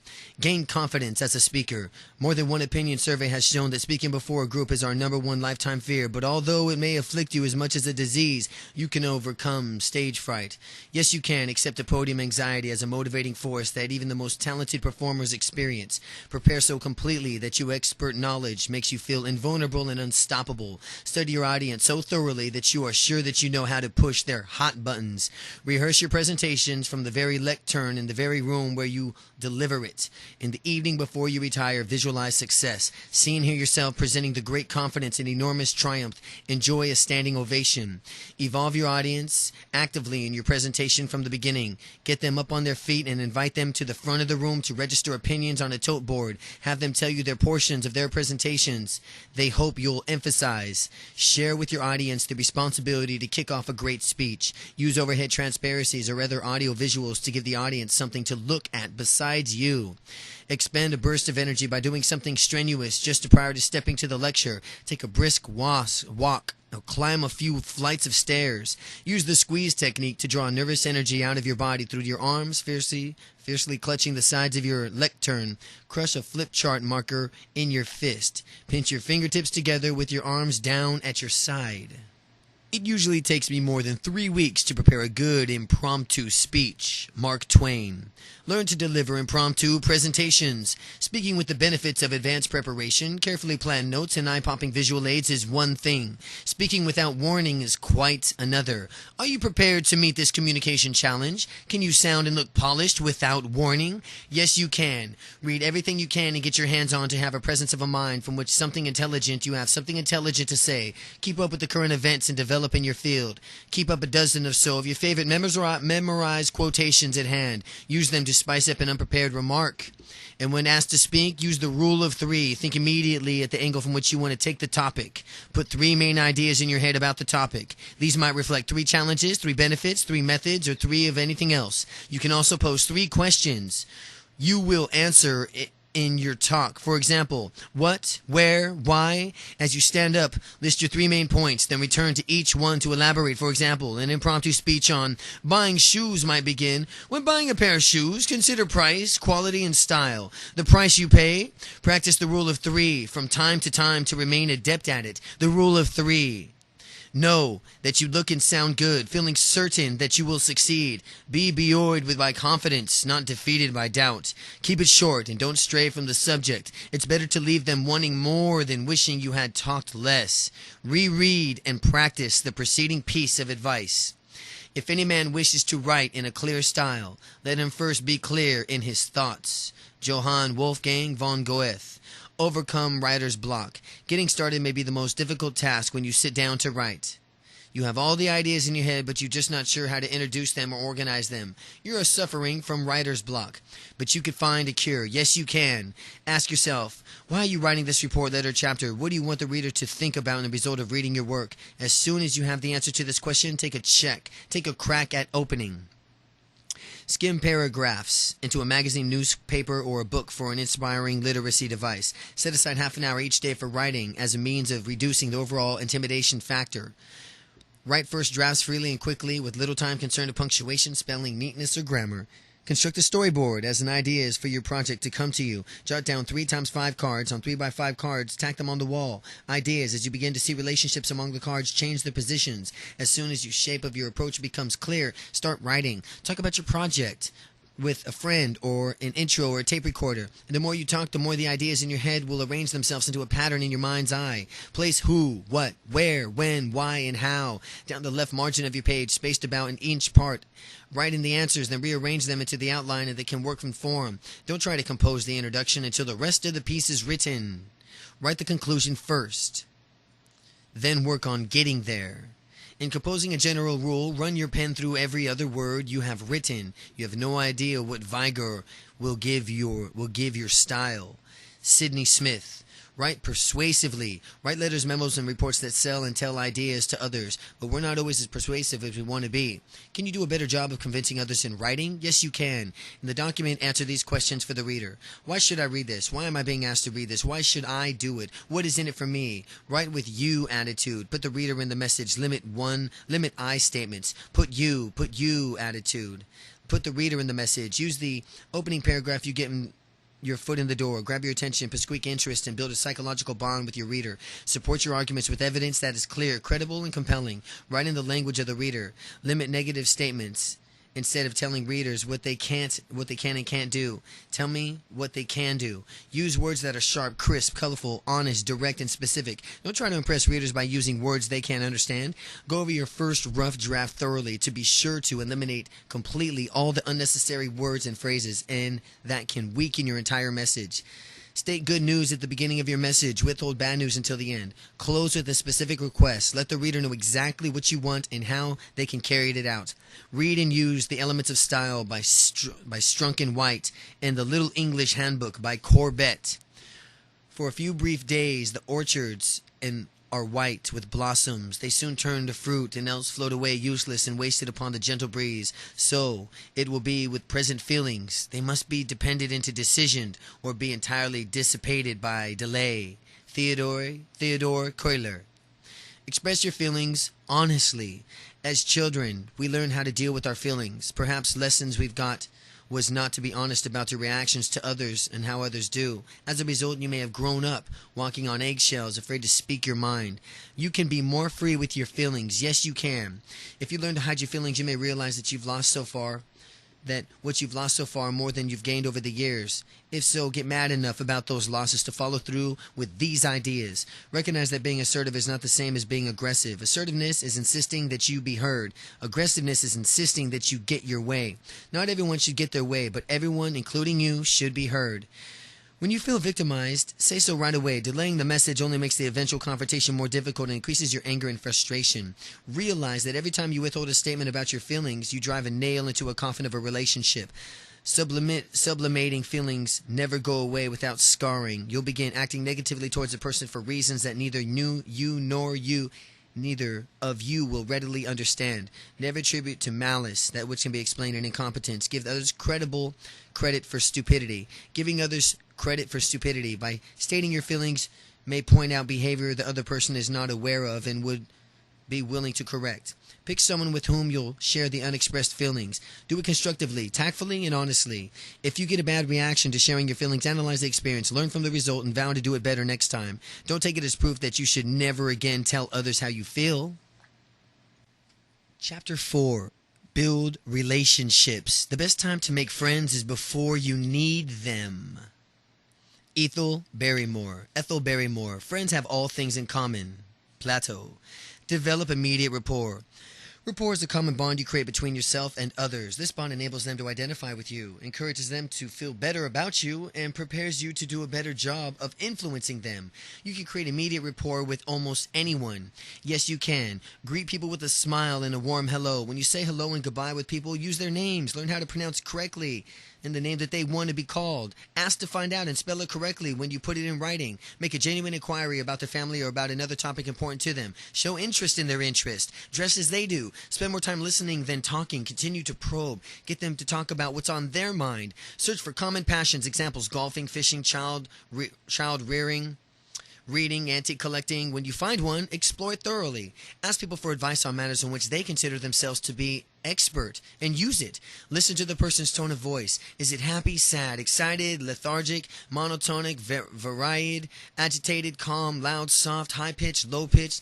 Duplicate it to send a powerful subconscious acknowledgement of empathy. Observe the person's body language, especially eye contact, posture, and gestures. Match it as closely as you can without being obvious to send a powerful subconscious acknowledgement of empathy. The only way to have a friend is to be one. Ralph Waldo Emerson. Choose reliable friends. Friends nurture us when we are in pain, console us when we grieve, and share us in our delight when we rejoice. Do you choose friends enrich your life, or which from way you want to attract those to let you down, weigh you down, and take more than they give? You can do a better job of gaining friends. Yes, you can. Analyze your past failed relationships, answering these questions. What went wrong? Why? Why did the role play into the failure? What will you do differently this time? What lessons have you learned about how to pick friends? Work gradually into friendships. Don't commit unconditional trust and undying allegiance without witnessing an expressive track record of reliability. Don't force friendships. Let rapport evolve naturally. Let's be friends is a nice sentiment, but it rarely serves an inspiration for a long-term relationship. Have reliable friends by being a reliable friend. Enable the people in your life to count on you as much as you want them to be able to count on them. Apply the knowledge that there are two kinds of people in the world, enemies and friends, and the difference between them is that enemies make you laugh while friends are willing to make you cry. Choose friends who will be honest in giving you feedback you may not get anywhere else. Insist that friendships be a two-way street. Be wary of acquaintances. Be wary of acquaintances who get a lot more from you than you get from them. Surround yourself with givers. Pay the price in terms of time, energy, and commitment in order to have closer friends. There is the same difference in a person before and after he is in love as there is an unlighted lamp and one that is burning. The lamp was there and it was a good lamp, but now is shedding light too, and that is the real function. Vincent van Gogh. Build a loving relationship. Like any organic system, a human relationship is subject to entropy. meaning that it's always in a state of decay. With a little effort, it can counteract the tendencies for your love and relationship to fall apart. Yes, you can create psychological intimacy, share your innermost experiences and deepest feelings with your person you love, talk daily about your impressions of the people and events of encounterment, reveal your most important life goals and share your reactions to the triumphs and failures of experience, maintain physical intimacy, hug and kiss in private, hold hands in public, spend time today discussing how each other's lives are in your work, your family's hobbies, and other areas of life you may not always experience together. Make each other laugh, especially in a mature relationship where you may have forgotten to the importance of being funny. Express love is the way of importance to your partner. Some needs to see proof of love, for example, gifts and things you buy. Some need to hear proof of love, for example, I love you, saying I love you, giving compliments. Some need to feel proof of love, for example, through hugs and kisses. Tell your partner which of these expressions you need. Each of them make a list of the others you can do to reinforce the feelings of being cared for. Do at least one thing on your lover's list every day. View all the flaws you see in your lover as a coal that hasn't yet turned into a diamond. Don't plan on hope to change the thing. If you can't accept it, what you see is what you get. Leave the relationship before it's too late. No one can make you feel small without your consent. Eleanor Roosevelt. Protect yourself from abuse. Some people become involved in relationships from which they feel emotionally victimized. No one should put up with abuse in any form. There are ways to gain freedom and from mistreatment. You can make one of them work for you. Yes, you can refuse to enable chronic abusers by accepting their apologies. Instead say, that apology may be real for you, but it's not real for me. The only thing real for me would be never to experience that again. Refuse to enable chronic abusers from making accusers for their behaviors to others. Refuse to enable chronic abusers by protecting them from consequences of their behavior. Allow them to feel whatever pain results from their actions. Set an absolute limit on how much you will take. Tell abusers what will happen if their behavior continues and follow through on your promise. Let go of unrealistic dreams for a relationship when others are unwilling to or unable to reciprocate. Once the pain they cause becomes overwhelming, give them a final chance. Then cut your losses with remorse, but not guilt. Don't become codependent who feels that abuse is something you can control. Pity your attackers. That's right. Pity them. Once you're able to feel sorry for them, you have such an awful lives that they need to treat you so badly, you could free yourself emotionally from the effects of their mistreatment. Pathetic figures can't push your buttons. Memorize the serenity prayer. God, grant me the serenity to accept the things I cannot change, courage to change the things I can, and the wisdom to know the difference. How many a dispute could have been defeated in a single paragraph if the disputants had dared to define their terms? Aristotle. Disagree effectively. Conflict is the inevitability byproduct of relationships, both personal and professional. It's not a question of whether or not you fight with others, but how you'll fight. You can learn how to disagree more agreeably and successfully. Yes, you can think win-win, because you're not win in a long run if another person walks away humiliated. You'll pay somewhere down the line. Focus on issues, not personalities, and remain calm. Name-calling, hurling accusations make a bad situation worse. The more upset you get, the less sense you make and less credibility you have. Listen to others' assertions before making yours. Once they've spoken their piece, they will be better listeners, and you will be armed with information to use when it's your turn to speak. You may even hear some valid points. Ask lots of questions to learn why others believe what they are saying is true. Limit your description of situations to what you can observe, and opposed to the surmise and the surmise of suspect. Deal in fact, not innuendo. Deal in facts, not innuendo. When you assert your views, state why you believe what you believe. Monitor and control the nonverbal communications. Don't tense up, finger point, scowl, or get in the person's face. Maintain eye contact without glaring. Fix the future rather than rehash the past. Think long term. Ask, what will it take to keep this from happening again? Keep the focus on your comparative needs, not your opposing positions. Engage with the other person and search for creative ways to meet both sets of needs to reach a common ground. Most of us would rather be ruined by praise than saved by criticism. Norman Vincent Peale. Accept criticism. Only martyrs and masochists enjoy censure. The rest of us respond like children eating spinach. I know it's good for us, but we don't like it. There are ways for more to be open to criticism. Can you swallow your spinach? Yes, you can. Determine the criticizer's motive. If there's a devious or harmful think, but don't say this, you have a problem that I can't help you with, and dismiss the criticism. Agree that the least half of the reprimands given the world are valid, and that you will probably get your share of them. Listen closely for the truth in what you hear. There may be some. You'll also learn a great deal about a person delivering the bad news. View yourself as a work of art in progress. You won't be finished until you can improve. Seek the options from which help turn you into a masterpiece. Remember, the pride cuts both ways. It has value in building your self-respect, but also destructive when it causes you to be deaf and blind to feedback that might help you. Don't allow your pride to destroy you. Object when criticism is directed at you. Rather than what you do, tell scolders that you'll respond much better to a rejection of your behavior than attack on your person. Share your perspective of a situation after the criticism has been delivered. Acknowledge the extent of your agreement with the comments and point out your disagreement. Supply facts to correct inaccuracies. Assertion your opinions firmly yet without annoyance. Suggest a plan for corrective action that satisfies both of you. Learn whatever lessons this confrontation has taught you.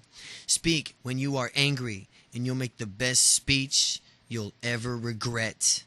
Lawrence Peter. Control your anger. Anger is a valid emotion, both to experience and to express, but you and the people around you are not served well by a steady diet of it. You can learn to control your anger. Yes, you can get professional help if repeated age is harming your life. Yes, you can. Look at yourself in the mirror and say, no other person makes you angry. You make you angry. Enter potentially anger-provoking situations, refusing to be riled. Let your armor be the knowledge that your wrath won't serve your interests any better than time you did in the last time. Stop reacting below the neck and start thinking above the neck. You are now destined to react with your gut, thereby lose emotional challenges. You can respond with your gray matter and win.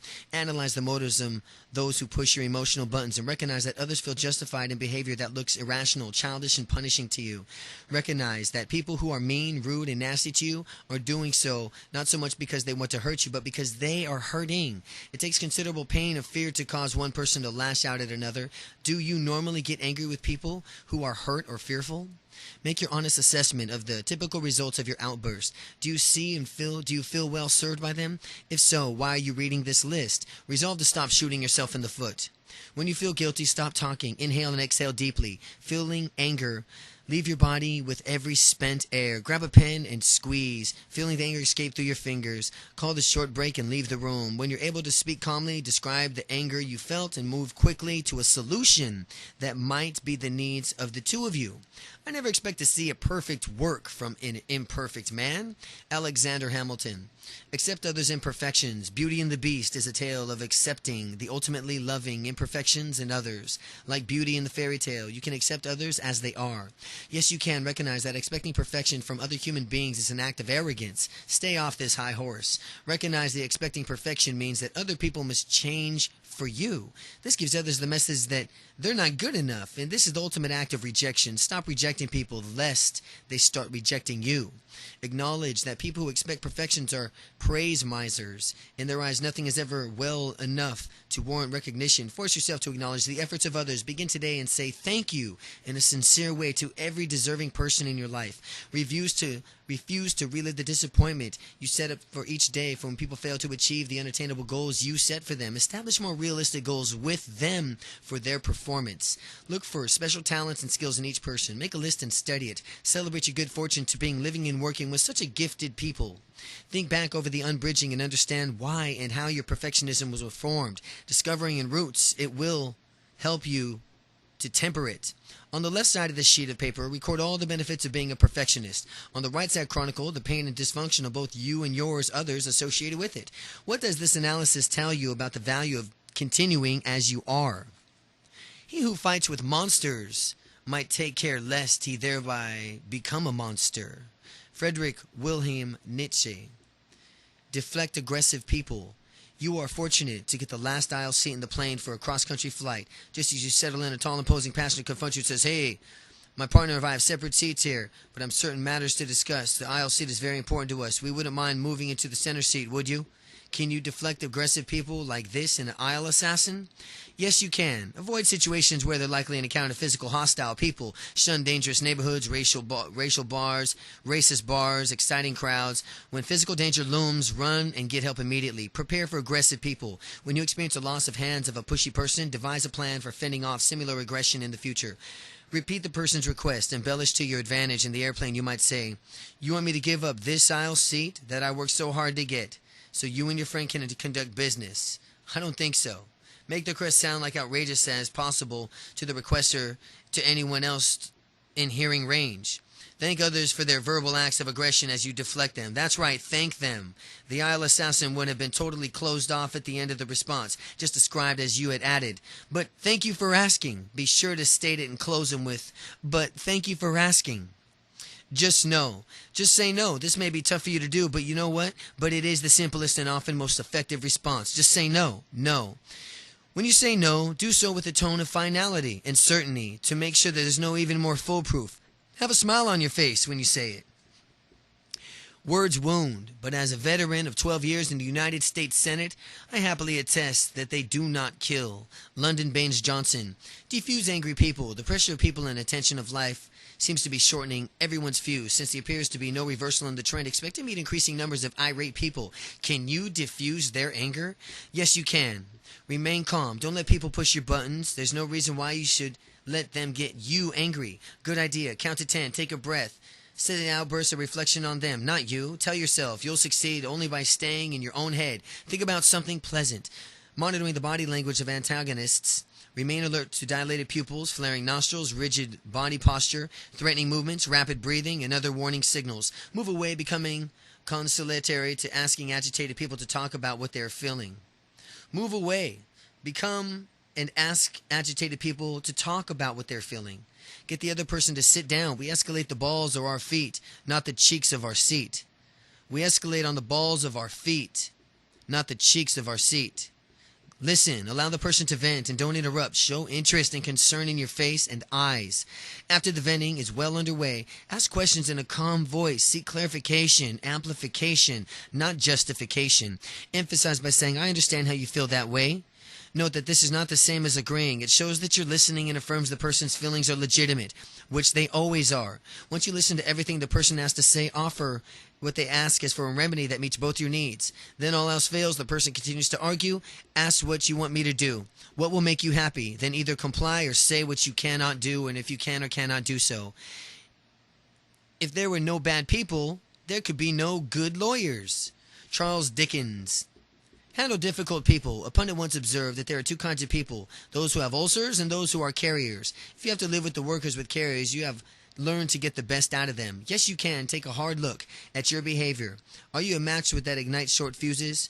Are your close friends to help you answer these questions? If you don't have any close friends, you already have the answer. Let problem people express themselves without interruption. Listen to them and try to understand their feelings. Reflect carefully on their words before you respond. Ask for a change that you want. Get to the point, but do so in the way that condemns the deed and not to the doer. Recognize the performance, not people in the problem. Attack and change behavior, not attitudes. Show people what you want by example. Let the people see doing the very things that you're asking them. Expect the best. Treat people as if you're already the way you want them to be. Let the self-fulfilling prophecy, the Pygmalion effect, to go work for you. Self-fulfilling prophecies. Allow difficult people to maintain their dignity and self-respect. Don't demand, or condemn them. Never cause them to lose face at your hands. Seek to understand people's motives so that you can figure out what might take to help them get to the change. Show people how it is in their best interest to adopt the behaviors you request. Show them how they'll avoid pain and derive pleasure by going along with you. When progress is made, say thank you. Happiness is not so much as giving or sharing. We make is living by what we get, but what we make life from what we give. Norman McEwen. Give appreciated gifts. The crowd in the shopping mall on December 26th are a good indication that not all gifts are prized by those who receive them. You can consistently please people with your presence. Yes, you can. Give unexpected gifts as a birth or baby. Take a gift or a mother, father, sibling. Remembering events aren't typical, commemorative except by you. Send just thinking of you cards. Carefully listen and observe those whom you give gifts and discover those who truly enjoy receiving. Make gifts handcrafted, presented, personal statement, especially if you don't typically create gifts you give. Give gifts wrapped in unusual packages, delivered in novel ways. An example would be a dozen roses given one day at a time. Send thoughtfully written notes, either as gifts or alongside as your gifts. Write warm remembrances in books, engrave keepsakes. When you can't afford the real thing, give a miniature, for example, a toy model of a Porsche with a personal note. Pair a book with a related present, for example, a cookbook and a gourmet ingredient. Pair a book with a related present. Pick greeting cards carefully. Pass on those that open with a negative statement. For example, I may not tell you often enough how much I love you. Write the person's name at the top of the message. Underline the phrases that are appropriate in the relationship. Add a sentiment of your own. Consider revealing planned surprises. The joy of anticipation may overwhelm the pleasantness of a surprise. Record a video or an audio tape for a loved one. No one's head aches when he is comforting another. Indian proverb. Make others feel special. You get the best results from people when you feel good about themselves and good about you. Once you've understand and accept and applied this basic truth about human behavior, you can start immediately to build more meaningful relationships. Yes, you can. Listen to one of the highest compliments you can. Listen is one of the highest compliments you can pay people, is to show interest in their ideas and their beliefs. Apologize when someone feels hurt by something you've done. Admit to your errors and accept responsibility for your role in the screw-up. Trust people by giving them more responsibility, self-determination, and freedom to act. Show greater concern for people in their lives. Remember things about them, birthdays, adversaries, and personal interest. Respond with empathy to their fears, concerns, and traumas. Thank people who help you, praise them, and they do good jobs. Be generous with your compliments. Ask for things in a respectful way. May I? Please? Need to find permanent homes in your speech. Call people by name. The one acknowledgement unique to them. Use people's names wherever you meet them and say goodbye to them. And then when you use the name, make certain that it's the right name. The only person wants to use you to use. The one the person wants you to use. Pronounce accurately and spelled correctly. Keep people on your mind. Wonder how they keep feeling about what's happening in their lives right now. The more you think about them, the more likely you are emphasizing with them and act in the ways that are considerate of them. Ask people for their ideas and use those ideas. Reprove thy friendly privately, commend him publicly. Allow others to save face. One way the Japanese and the Western world view relationships differently involves the concept of saving face. The Japanese culture places high value on protecting dignity and self-respect, on avoiding any possibility of embarrassing others. You can do a better job of allowing others to save face. Yes, you can. Criticize only in private, and after doing so, give others positive strokes by saying something good about their performance, confirming your support of their efforts, expressing optimism for the future, and voicing your appreciation for their cooperation. Criticize performance, not performers, saying I far more than you. Never point your finger at another person or make any form of demeaning gestures. Accept sincere apologies quickly, not allowing others to grovel. Offer apologies quickly, admit to your errors easily. Thank people when they retreat from a strongly held position, acknowledging how difficult it is to give in and how much you appreciate such a demonstration of goodwill. Accept compliments and gifts carefully and enthusiastically. Don't refuse or depreciate either one, thereby hurting the person who wants you to have it. Accept compliments gratefully and enthusiastically. Talk with people, not to them. Guard against condescending tones. Stop demanding, commanding, and condemning. Live by the golden rule. Look for ways to serve people. Anger ventilated often hurries towards forgiveness. Anger concealed often hardens into revenge. Edward Robert Bulwer Lytton. Express anger productively. Most of the time you will want to control your anger, but occasionally the best of all concern to vent it. Sometimes the importance for your feelings won't be recognized in a more dispassionate discussion. You need not fear becoming angry. You can learn how to handle it well. Yes, you can. Save your anger for a worthy cause. On the sheet of paper, write down 10 behaviors by others that anger you. Resolve and scratch 5 from the list in one of the 2 ways, and recognize that your anger about this behavior accomplishes good. And 2, take some positive action to change the behavior that upsets you. Anticipate situations in which you're likely to explode. Plan an expression of anger that communicates your indignation clearly without making you look out of control or irrational. Never seek to punish with your anger, and never allow it to turn into fury, frenzy, or hysteria. Use your anger instead to demonstrate frustration, irritation, or outrage. Stay at least 5 feet away from those whom you are expressed anger. Both of you would either be standing or sitting in a preferred position. Make absolute no physical threats. Do not engage in a name-calling. Do not say anything you will regret later. For example, get out of this house. Do not use profanity. Do not threaten to do something that you will not have the desire to do once you calm down. Start your compliment with the word I. Utter at least 5 sentences before using the word you. Discuss the feelings thoroughly. Accept responsibility for the anger before you describe the behavior that you have allowed to provoke you. Take away love, and our earth is a tomb. Cope with a breakup.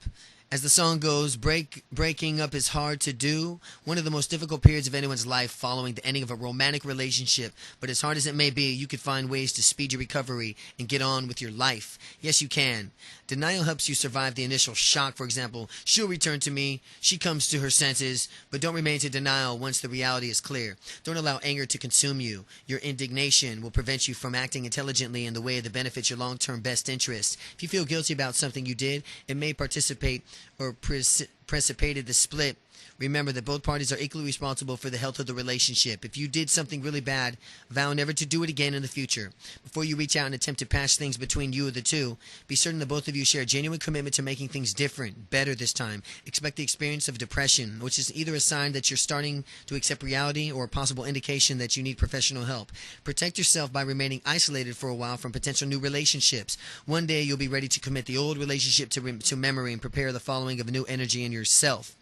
It may help to mark the end of a relationship with a private burial. Collect items and symbolize the relationship, for an example, letters, photos, gifts, and bury them in your backyard. And as you speak, whatever words will affirm that they are releasing this person from your life. Allow your feelings of anger, sorrow, and relief to flow. Chapter 5. Motivate others. It's not that the martinets that make an army work. It's the morale that the leaders put into the men that makes an army work. Harry S. Truman. If anything goes bad, I did it. If anything goes semi-good, then we did it. If anything goes real good, then you did it. That's all it takes to get people to win football games. Paul Bear Bryant. Gain respect as a leader. This is the one thing to be given as a mantle of leadership. It's another to have those who supervise feel you deserve it. Follow the examples of great leaders of our time, and you can increase in respect you receive as a leader. Yes, you can. Leaders have visions. They dream. Find out where you want to go, write it down, and get excited about it. Put something in your plan and excite the people around you, and then share the visions with them. Did Martin Luther King Jr. do any less? Leaders, listen. Learn the desires, aspirations, worries, and frustrations of your people. Find out what ideas they have for achieving your vision. Did Mahatma Gandhi do any less? Leaders, earn trust. Be honest with people. Have your word be more valuable things you own. Did General Norman Schwarzenkoff do any less? Leaders, uplift others. Praise and reward those who perform well for you. Give you a piece of that pie. Did Sam Walton do any less? Leaders, maintain humility. Give more credit to the people than they expect. Accept more blame than you deserve. Don't get seduced by your own press clippings. Did Paul Bear Bryant do any less? Leaders, have fun. Supervision isn't a penance. Drop your guard. Laugh at yourself. Create an atmosphere where smiles generate all the light needed to do the work. Did John F. Kennedy do any less? Leaders, serve. Be more concerned about the welfare of people than you are about yourself. Ask, what did I do for my people today? How did I support their efforts? How did I motivate them? How did I give them what they need in order to give me what I want? Did Moses do any less? To have vision, to listen, to earn trust, to uplift others, to maintain humility, have fun, and to serve. If you can dream it, you can do it. Walt Disney. Create an inspiring vision. As a leader, you are in charge of a big picture. Your people depend on you to articulate the values, beliefs, and missions that will drive this organization. You can meet their expectations and create a vision that will inspire them. Yes, you can. Reserve time to dream. Disconnect from the firefighting pressure of work. Take exotic vacations. Enjoy escape weekends. Plan a few mental health days each year. Use time away from regular routines to fantasize about tomorrow. Set new goals. Dream up new products and services. Ask what if, why not questions. Search for new connections between old ideas. Your vision probably needs to be considered with a larger vision. Perhaps that of a boss. Your division of your company. Study your creeds, values, beliefs for guidance and inspiration for forming yours. Put your vision down on paper. First, address your leadership role. What changes do you foresee in the role? What plans do you have for bridging changes about? Form the larger vision of your company, your plant and department, for your store, your team, depending on the level of your responsibility. Include value statements about the people, for example, rewards, recognition, development, diversity. Your organization, for example, structure, decision-making, authority, teamwork. Your business, for example, satisfying customers, ethical standards, entrepreneurial spirit, long-term thinking. Your environment, for example, health, safety, environmental responsibility, role in community. Share your vision with those who will join with you in attaining it. Better yet, let them help you create it. The country's full of good coaches. What it takes to win is a bunch of interested players. Hire top performers. Here's the best way to deal with problem performers. Don't hire them in the first place. Both poor and superb workers probably already are on their way to which you chose them. So why not make the right choice in the first place? You could do it. Yes, you can. Hire top performers. You can get what you pay for. Don't expect to attract headliners with understudy wages. Know what you're looking for. First, make a list of 20 most important qualities you need in the next person to fill the job. One of the behaviors that should be one of on every list, every job, and that person must be a team player. Organizations where people don't pull together fall apart. When you conduct interviews, use your list of desired qualities to frame each interview question. The best predictor of the future performance is The best predictor of future performance is past performance. Learn what the candidate has already accomplished recently. Pay less attention to experience and education. Find out what the person can do the job. Provide interviews with a written list of job performance expectations for the position. Discuss and assess the readiness for each candidate to fulfill those expectations. The selection decision is to be made by a committee. Delay rating, ranking, and voting on candidates until their strengths, weaknesses, or any unanswered questions regarding each one are thoroughly examined. William Ringley once said, "When two men in business always agree, one of them is not needed." If you're hiring an assistant, seek someone who thinks differently than you. Favor candidates who are strong where you're weak and weak where you are strong. Before you build a better mousetrap, it helps to know if there are any mice out there. Mortimer B. Zuckerman. Learn the needs of your followers. How do you motivate employees? Put into jobs from where you meet the needs of importance from which they work, and how is it important to you? Before you can help meet those and their needs, you have to learn the needs and what those needs are. Can you find out what drives your workers? Yes, you can. Manage by wandering around, spending time asking questions employees of the desires of the words revealed. From a tone of a voice and to discuss their work. Observe them doing their jobs. What desires did their actions reveal? What turns them on and off? Try them to try out different tasks. Where do they shine? Where do they languish? Ask them what they like, what they don't like about their work, and they do now, and ask them to describe their ideal job. Convene an employee-focused group of brainstorming ways from which work can become more motivated. Don't assume that you could stereotype employees or that all have pretty much the same needs. Acknowledge their individuality and their uniquenesses. Don't assume that what is important to you is also important to them. They may be more different from you than you think. Don't assume that they are interested only in material benefits of work. Do assume that recognition, challenge, achievement, autonomy, personal growth, creativity, and meaningful work are just as important to them as it is to you. Administer a survey of employee attitudes about work. Conduct exit interviews. When employees leave voluntarily, find out what you might have done to keep them. Use what you learned to motivate existing staff. He who knows yet thinks that he does not know has great wisdom. He who does not know and thinks he knows is diseased. Lao Tzu. Find out how followers see you. The modern management mandate is to lead by example. One of the surest ways to get loyalty, hard work, punctuality, creativity, initiative, thoroughness, dependability, and service you want from others is to have them see these very same qualities in you. Do they? You can find out what kind of role model you are for your employees. Yes, you can. Watch for the nonverbal cues employers send your way. Do they speak in respectful tones? Do they seek your counsel? Are they relaxed in your presence? Observe employee behavior. Do your workers' willingness even happily comply with your request? Ask employees to complete the opinion survey about the work environment and your relationship style and your leadership style. Ask trusted colleagues what they hear from your employees about your leadership style. Probe the specifics. Ask their suggestions on employees you want to see more of in your behavior. Ask employees to fashion a list of 20 numbered leadership behaviors they need from you. Give each employee a bag of 3 lemons and 3 oranges. Ask the numbers of the fruit corresponding to behavior of lists that reflect the best opportunities for improvement. Lemons, and you're the greatest leadership strengths for oranges. Videotape yourself running a meeting and conducting businesses in your office on a given day. Ask your company to get 360-degree feedback on you. This involves administering leadership surveys to your superiors, peers, subordinates, the result of analyzing and returning to you by a consultant from who explains the implications of the data that helps you develop the strategies to respond to it. The buck stops here. Harry S. Truman. Hold others accountable. Many employees can be counted on their own to give their best without close supervision. Others need to be held answerable for their performance. You can hold all employees accountable. Yes, you can. But performance expectations in writing uses the method explaining on page 153. This list forms the base of establishing accountability by serving notices of precise requirements, getting a powerful commitment to the performance requirements of a listed employees and their development. Conduct periodic formal performance reviews. The more often you conduct with them, the more you base the reviews on written performance expectations, greater employees' accountability will be. Invoke penalties in the form of criticism, discipline, and employee fails to take expectations seriously, and dispense rewards when they embrace expectations and accomplish them. Once an employee become a problem, create a paper trail. Create a private log of your concerns and record your efforts to correct the situation. After 2 or 3 or more two or three oral reprimands, make each succeeding warning in writing, giving a copy to the employee and putting another copy in his or her personal file. Check this procedure with your human resource office before implementing it. Once you predict the possibility of having a formal discipline on fire or a non-performing employee, consult with your boss to make sure that he or she will stand behind your decision. Show new employees by the way you treat others that you will hold them strictly accountable for their performance. Demonstrate through your leadership behavior a low tolerance of mediocrity. The deepest principle of human nature is the desire to be appreciated. William James. Yes, appreciated. Give praise. Many employees report working in the praise misers. For praise misers, managers who have mastered the art of saying thank you.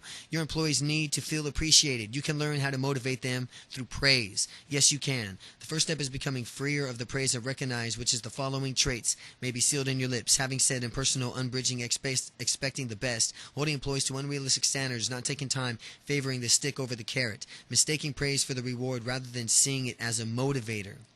Plan in advance to take advantages of the opportunities to praise employees for what will likely to be outstanding outcomes of an exceptional effort. Anticipate the victories they're likely to have. Prepare to celebrate with them. Praise the deed rather than the doer. Point out specifically what the people have done to earn your appreciation. Let them be pumped up by their work, not by you. Don't leave out any deserving employees when you praise. Acknowledge the contributions of blockers, he who clear a way for the leading ground gainers. Praise sincerely. Have a smile on your heart and in your voice, and don't applaud employees only when you're in a good mood.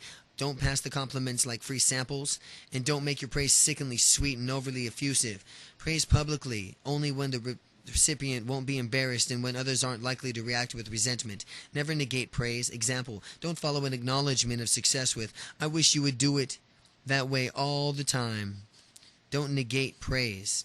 No amount of pay ever made a good soldier, a good teacher, a good artist, or a good workman. No amount of pay. John Ruskin. Motivate inexpensively. Does money motivate people to work harder? Answer this question for yourself by picturing your mind of the hardest working people you know, judging whether they perform as they do because of the money or because of the money they make. Whether your conclusion, the more important question be, can you motivate without spending a lot of money? Yes, you can. Write personal notes, appreciation to every member of your team, and the completion of the important project. Public and accomplishments of the year. Booklet describing victories of picturing the victors. Give plum assignments to the hard workers. Take time to counsel employees of their professional development and on their career directions. Hand out tickets to sporting and cultural events. Buy copies of the largest business bestsellers for your team. Have lunch. And take a break with a group of employees you don't often get to see. Take opportunities to give your employees credit, both orally and in writing. Get stories from the published in the Penny newsletter and a professional publication. Appear in initial meetings on focusing groups, quality circles, and task force to express your appreciations. Manage by wandering around, show an interest in the employees that they're doing, and thank them on the spot. Send employees to skill-building seminars. Send employees representing you at an important meeting. Best idea, ask employees how you can best show your appreciation and give them what they want. Do not use a hatchet to remove a fly from your friend's forehead. Chinese proverb, criticize constructively. In constructive criticism, a contradiction in terms no, criticism can elevate rather than annihilate, build up rather than tear down, or enhance rather than diminish, can give criticism that minimizes the defensiveness in others and encourages them to improve their performance. Yes, you can. Criticize in private. Criticize in private. Criticize in private. You may want to find out first whether the person wants feedback. Ask, would you like a second opinion? Or do you want to know how I feel about that? Before you open your mouth, examine your heart. Don't believe you can help the goal of constructive criticism while you feel angry, insulted, or wronged. Condemn the deal, not the doer. Separate the sin from the sinner. Say what you see. Focus on what you happened rather than what the person did. Avoid the word you. Say what's wrong with the behavior, point, or specific negative impact on the organization, term, the person, or the view. Ask the person to explain what happened. There may be a good reason for his or her behavior, and find out. Paint a clear picture of what you expect in the future. Suggest what corrective action is needed to get there. Better idea? Let the other person suggest the remedy. Ask, what will it take to keep this from happening again? Insist that the person makes a commitment to a plan for improvement. Pledge your support. Thank the person for cooperating. Express your optimism about the future, or praise a positive aspect of his or her performance. Don't stick around long enough to change the subject to something that will weaken the impact of the criticism. 80% of American managers cannot answer with any measure of confidence these seemingly simple questions. What is my job? What in it really counts? And how well am I doing?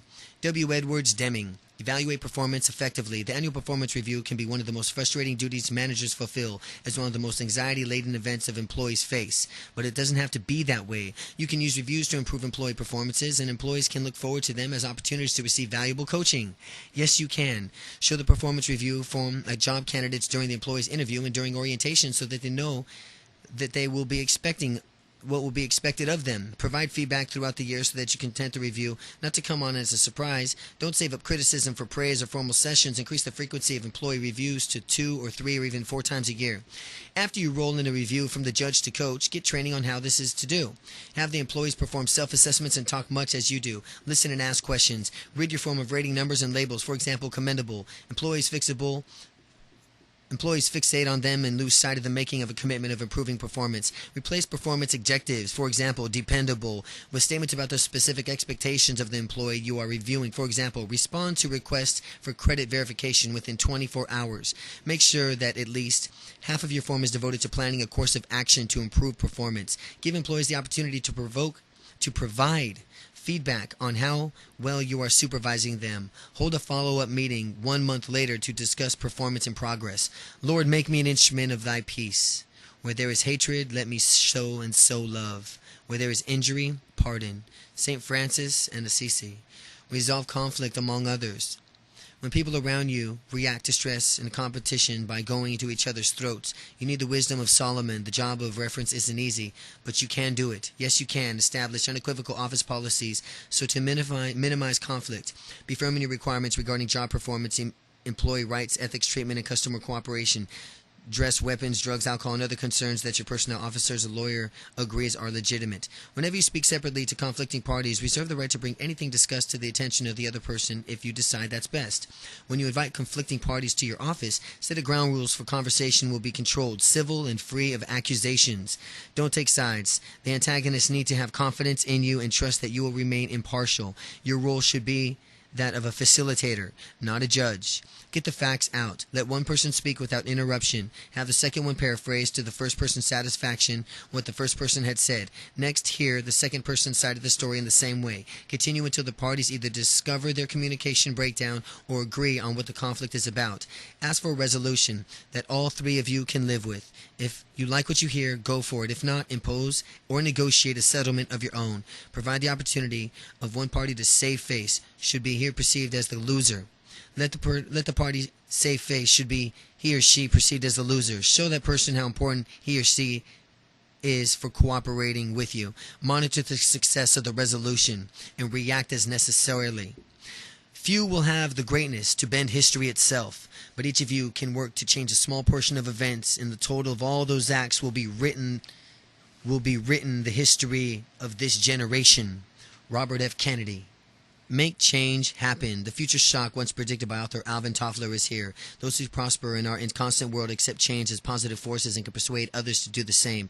Those fearful of change or unable to rally others in new directions will be steamrolled with the volatility of modern organizations. You can get others to go along with useful change with a minimum of resistance. Yes, you can. Prepare for resistance. People fear change because they expect to lose something they value and because they have been victim of poorly administered change. Anticipate the exact concerns and objections you're likely to hear. Don't believe that resistors are being foolish or obstinate. Put yourself in their shoes to understand their fears. Then you'll be in much better position to reassure them. Whenever possible involves employees in deciding on and planning for the change, explain the change fully. Give a rationale for it, the roles employees will play in it, and the implications. Emphasize benefits to employees and to the company. Provide venting forums. Listen without comment. Acknowledge concerns. Don't criticize or belittle them. Tell employees how you'll address their objections. Demonstrate management's commitment to the change. Do more than your share of work and accept more than your share of sacrifices needed to implement the change. Make those organizational adjustments and resource reallocations needed to accommodate the change. Train, coach, counsel, and reward employees throughout the implementation phase. Be there for them. The greatest good we can do for others is not to share our riches, but to reveal theirs. Author unknown. Increase the self-esteem of others. Increase the self-esteem of others. Some of your honest, best performers may be limited by their effectiveness, not by realizing just how good they are, but you can pump up those who hold themselves back because of negative self-concepts. Yes, you can. Help them set ambitious, specific goals in their professional development. See that they are starting implementation on those goals. It's difficult for people to maintain a low opinion of themselves while making progress on professional development goals. Don't allow them to ignore or dismiss their success. Reveal their victories to them by documenting success on performance appraisals and in written commendations. Thank them personally whenever they achieve something important. Whenever your superior, peer, or customer compliments your subordinates to you, tell your employees what was said. Encourage higher-ups and take notice of your employees to wander around on occasion to acknowledge them. Show people how their work helps others, and they'll feel better about it and better about themselves. Reassign them to jobs that are obviously beneficial to others. Rearrange your subordinates to work with other positive, self-confident people whose attitudes may rub off on them. Ask for employees' help and suggestions to use many of their ideas as you can. Few things help an individual more than to place responsibility on him and to let him know that you trust him. Few things help an individual more than to place responsibility on him and to let him know that you trust him. Booker T. Washington. Delegate to empower others. Do you have more than you can handle? Do you hesitate to take vacations, fearing what will happen when you're gone? Do you have employees whose talents are not being fully tapped? Can you relieve the burden of empowering your employees by giving them increased responsibility? Yes, you can. Understand why you don't delegate. If you manage to close those vests and afraid to lose control, recognize that delegation increases your control by enabling you to do and to manage more. And you can lack and trust in your employees. Note how the steps below increase the odds of your employee's success and give you total recourse in the case of failure. Inventory employee talents. What do you do? What they do well? What do you like that they do? Where do they shine for you? Match the talent inventory to the responsibilities. Who has the ability, to interest, and time to step in? Plan for delegation of tasks. Who needs to know before you reassign work? Your boss, your peers, customers, other employees? What accommodations need to be made? What possible negative fallouts or risks needs to be minimized? How? Talk within chosen employees. State the expectations clearly. Again, the benefits of the assignment. Express your optimism that he or she will be successful. Support the delegation of tasks. Provide training, coaching, information, and the resources an employee will need. Praise both efforts and accomplishments. Give the employee authority needed to make decisions necessary to perform the tasks. Evaluate the results. Hold monthly reviews as you decide to rescind and the assignment, revise it, or make it permanent part of the employee's job duties. Had God sent the Israelites a committee instead of Moses, they would still be in Egypt. Author unknown. Lead productive meetings. Meetings can gobble up major times at work, and they are also one of the most valuable communications tools at your disposal. When used correctly, meetings generate synergy and focus the energies of many of the unified goal. You can lead to productive meetings. But never meet without a written agenda specifically to the dates of the meeting, starting the ending times, location, goals, accomplished, points to discuss, and which should you attend, and preliminary work expected of the participants. Use the first meeting to discuss what's expected from the members and what's expected from you. Agree on a mutual performance contrast. Stick to the agenda. Keep social chit-chat and discretions to a minimum. Listen to the people who have to say and influence participants to do the same. Listen to what people have to say. When someone is expressing an important idea, don't let it go without a response. Carry a big stick. Step in to resolve disagreements. Don't allow personal agendas to interfere. Study the nonverbal cues of group members of the signs for confusion, boredom, and alienation. Don't allow decisions to be made without challenging the validity of underlying assumptions or before examining the question, what might go wrong with our plan? Keep the process healthy. That is, and follow 7 points above without over-influencing the content. That is the outcomes of which need to console outcomes. Make decisions on your own rather than a convene meeting. When the meeting ends, summarize the accomplishments and reaffirm the commitment to follow up.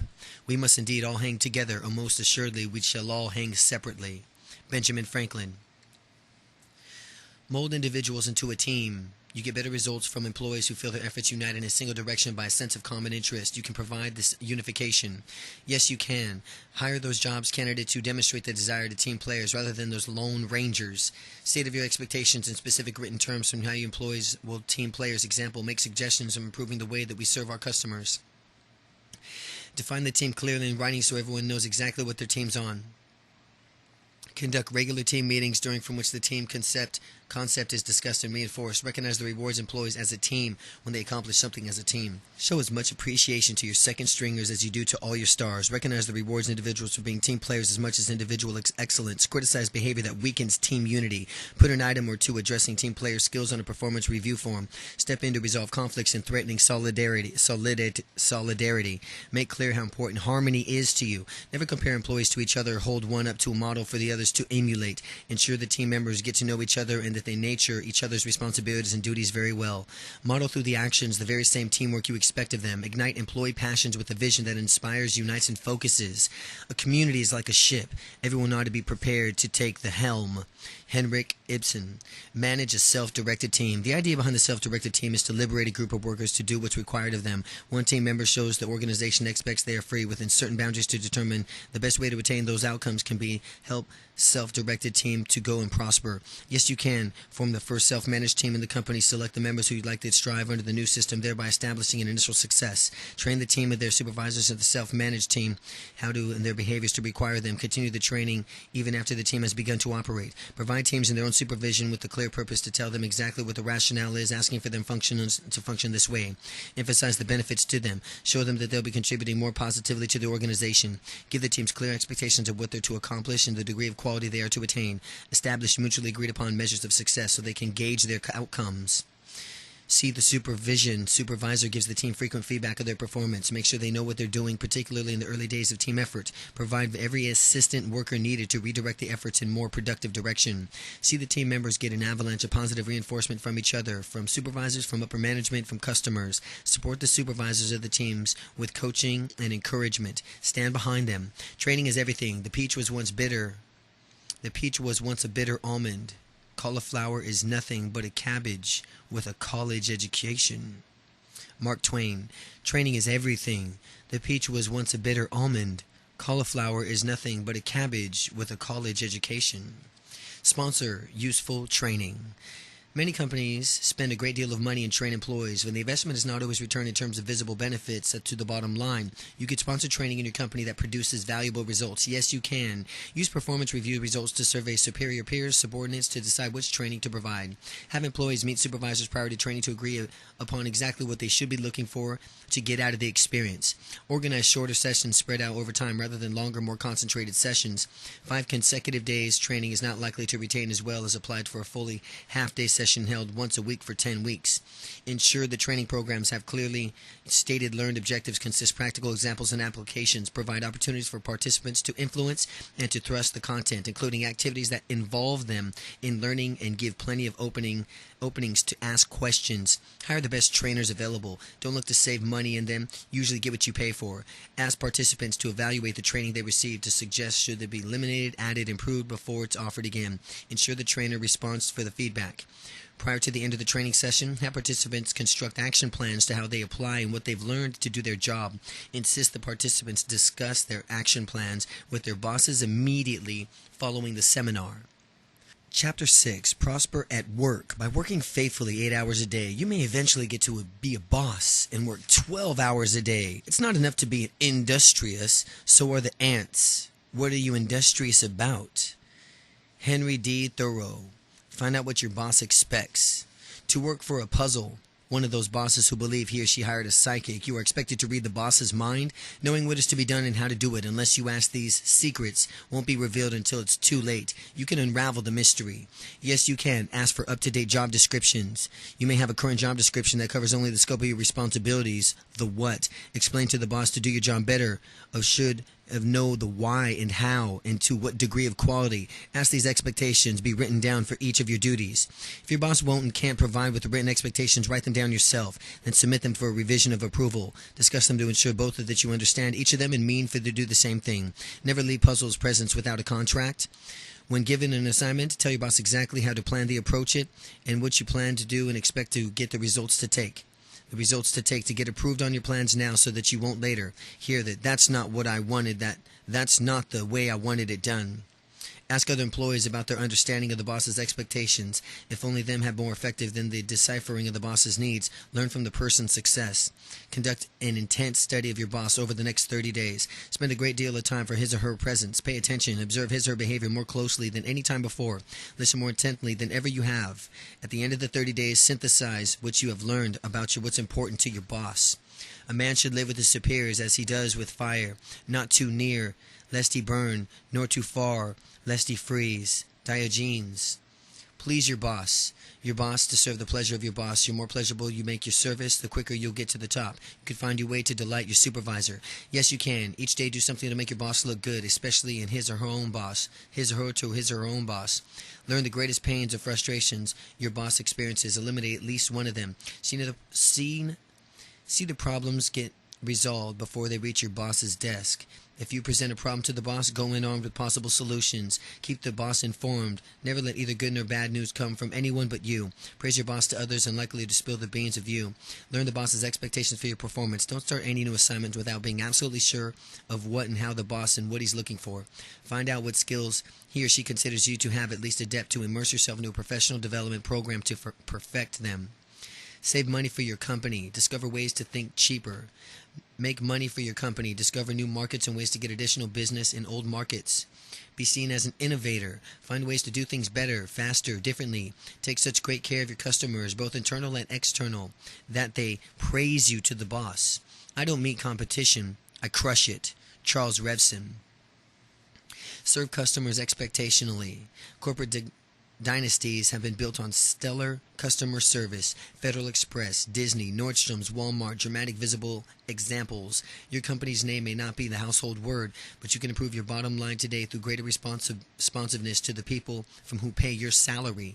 Yes, you can. Remember, you're always either servicing the customer or servicing someone who is servicing the customer. Act like it. Treat your employee the way you want to be treated by the customer. If you were a customer, if you abuse your employees, don't surprise that they abuse your customers. Make the expectations for the treatment of the customers exceptionally clear. To the frontline servicing provider, anticipate. Don't merely respond to customers. Meet their needs before they ask, and solve their problems before they complain. Give your customer far more than they expect. Listen attentively in complaining customers and solve their problems quickly, generously, helpfully, thankfully, remorsefully. Never allow your customers to hear no or that's not my job. Communicate with customers. Don't allow them to be punished into unclear policies, improving the direction you give them as well as any signs you want them to heed. Be scrumptiously honest about products and services. Be scrupulously honest. Gather your employees to brainstorm answers to this question. How can we better serve our customers better, faster, differently than the competition? Continually ask your customers what you're doing, listen to their answers, and act on them. It's what you learn after you know it's all that counts. It's what you learn after you know it all that counts. John Wooden. Find out how well you're doing. Ask most employees how they think about the feedback received from their boss as well as response. What feedback? If this was your dilemma, you can find out ways to get your boss to provide constructive criticism about your performance. Yes, you can. The next time your boss fails to react to something that you do, ask the question, what's one thing I might have done differently to get a better outcome? This question is more likely to get helpful responses than asking more generally, how did you like the job I did? The question is what's the one thing I might have done differently to get a better outcome? Ask your boss what one thing a big boss would say about your performance. Answer it likely to be a flimsily disguised piece of feedback from your boss. Get a hold of employee performance review, possibly one used in your company by managers to give feedback. Listen to complaints the boss might make overall performance that aren't directed towards anyone in particular. Ask what you do to improve that area yourself. Ask a close colleague of your boss what kind of your boss thinks of your performance. Don't run to your boss off by blowing up and retrieving when you do receive some criticism. If you're not fired with enthusiasm, you'll be fired with enthusiasm. Vince Lombardi. Increase your chances to advance. A promotion isn't something that just happens. It results from careful planning along the way. You can figure out what it will take for you to get ahead. Yes, you can. Early in the career, ask your boss how to help you create a career map. Lays out possible routes through the hierarchy. The plan should include dues from which pay informs some time and a great professional development and performance standards. Upgrade the map yearly. Learn on to the mentor. Who may or may not be your boss? Write down your career goals and ask the mentor for advice on how to attain them. Don't push so hard and the salary gets too far out of line of someone for your position. Top management may find too costly to promote or to retain you. Study the routines of others ahead you've taken to top to emulate them. Remain alert on new openings. Don't depend on your boss, who may be afraid to lose you. Ask the support of your bids for available positions that might help you advance. Without becoming a nuisance or running in the risk of being seen over ambitious, remind your boss periodically of the interest of any upward mobility. Be friendly and helpful to the people in the position from which might aspire. They may be asking to recommend a placement for themselves one day.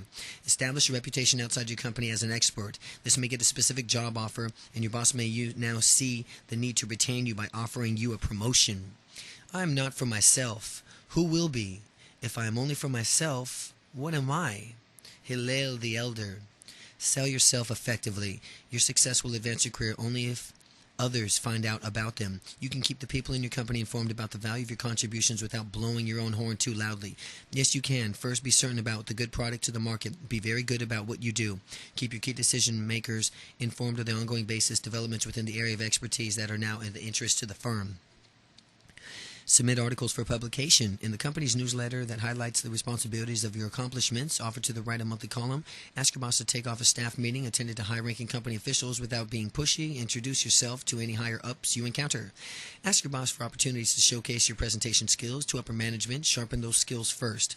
Great top-level managers, whenever or wherever you see them, use a simple, "Hello, Mrs. Roberts." After a while, they begin asking and finding out who you are. Author or co-author from a boss reports that he'll have a high visibility. Make sure the name appears on the cover. Author of a co-author of your boss reports that he'll have a high visibility. Volunteers for your assignment that will bring you in a contract of a wide variety of new people, both inside and outside the company. Be sure your boss sees any written commendations you receive from customers. Be kind and helpful to as many co-workers as you can, and let word of mouth do the rest. Value has been defined as the ability to command the price. Luis D. Brandeis. Value has been defined as the ability to command the price. Ask for the raise of promotion. You believe you deserve a raise and your worsening financial position has given you the courage to go for it? Can you ask for a raise in the way that will increase your chances of getting it? Yes, you can. Ask for it. You won't get any raise by wishing or hinting. Know exactly what you want and then when. If your boss responds to you in a request by asking for you think you're worth, state the amount confidently. Justify your request in terms of the value of the contributions to the bottom line. Be specific. Let the boss see how you're giving you a raise is a good idea. Time to request to coincide with some good news the boss has received or with your having recently put in the particular exemplary performance. Never base an appeal on financial need, performance, and selling factors. However, you are wise to point out any past wage freezes that may have led to your being paid less than your value to the firm warrants. If you heard that your performance has been earned as a raise, ask what you can do or what you haven't been doing. Get specific suggestions that you can incorporate into the future behavior so you succeed in the next time.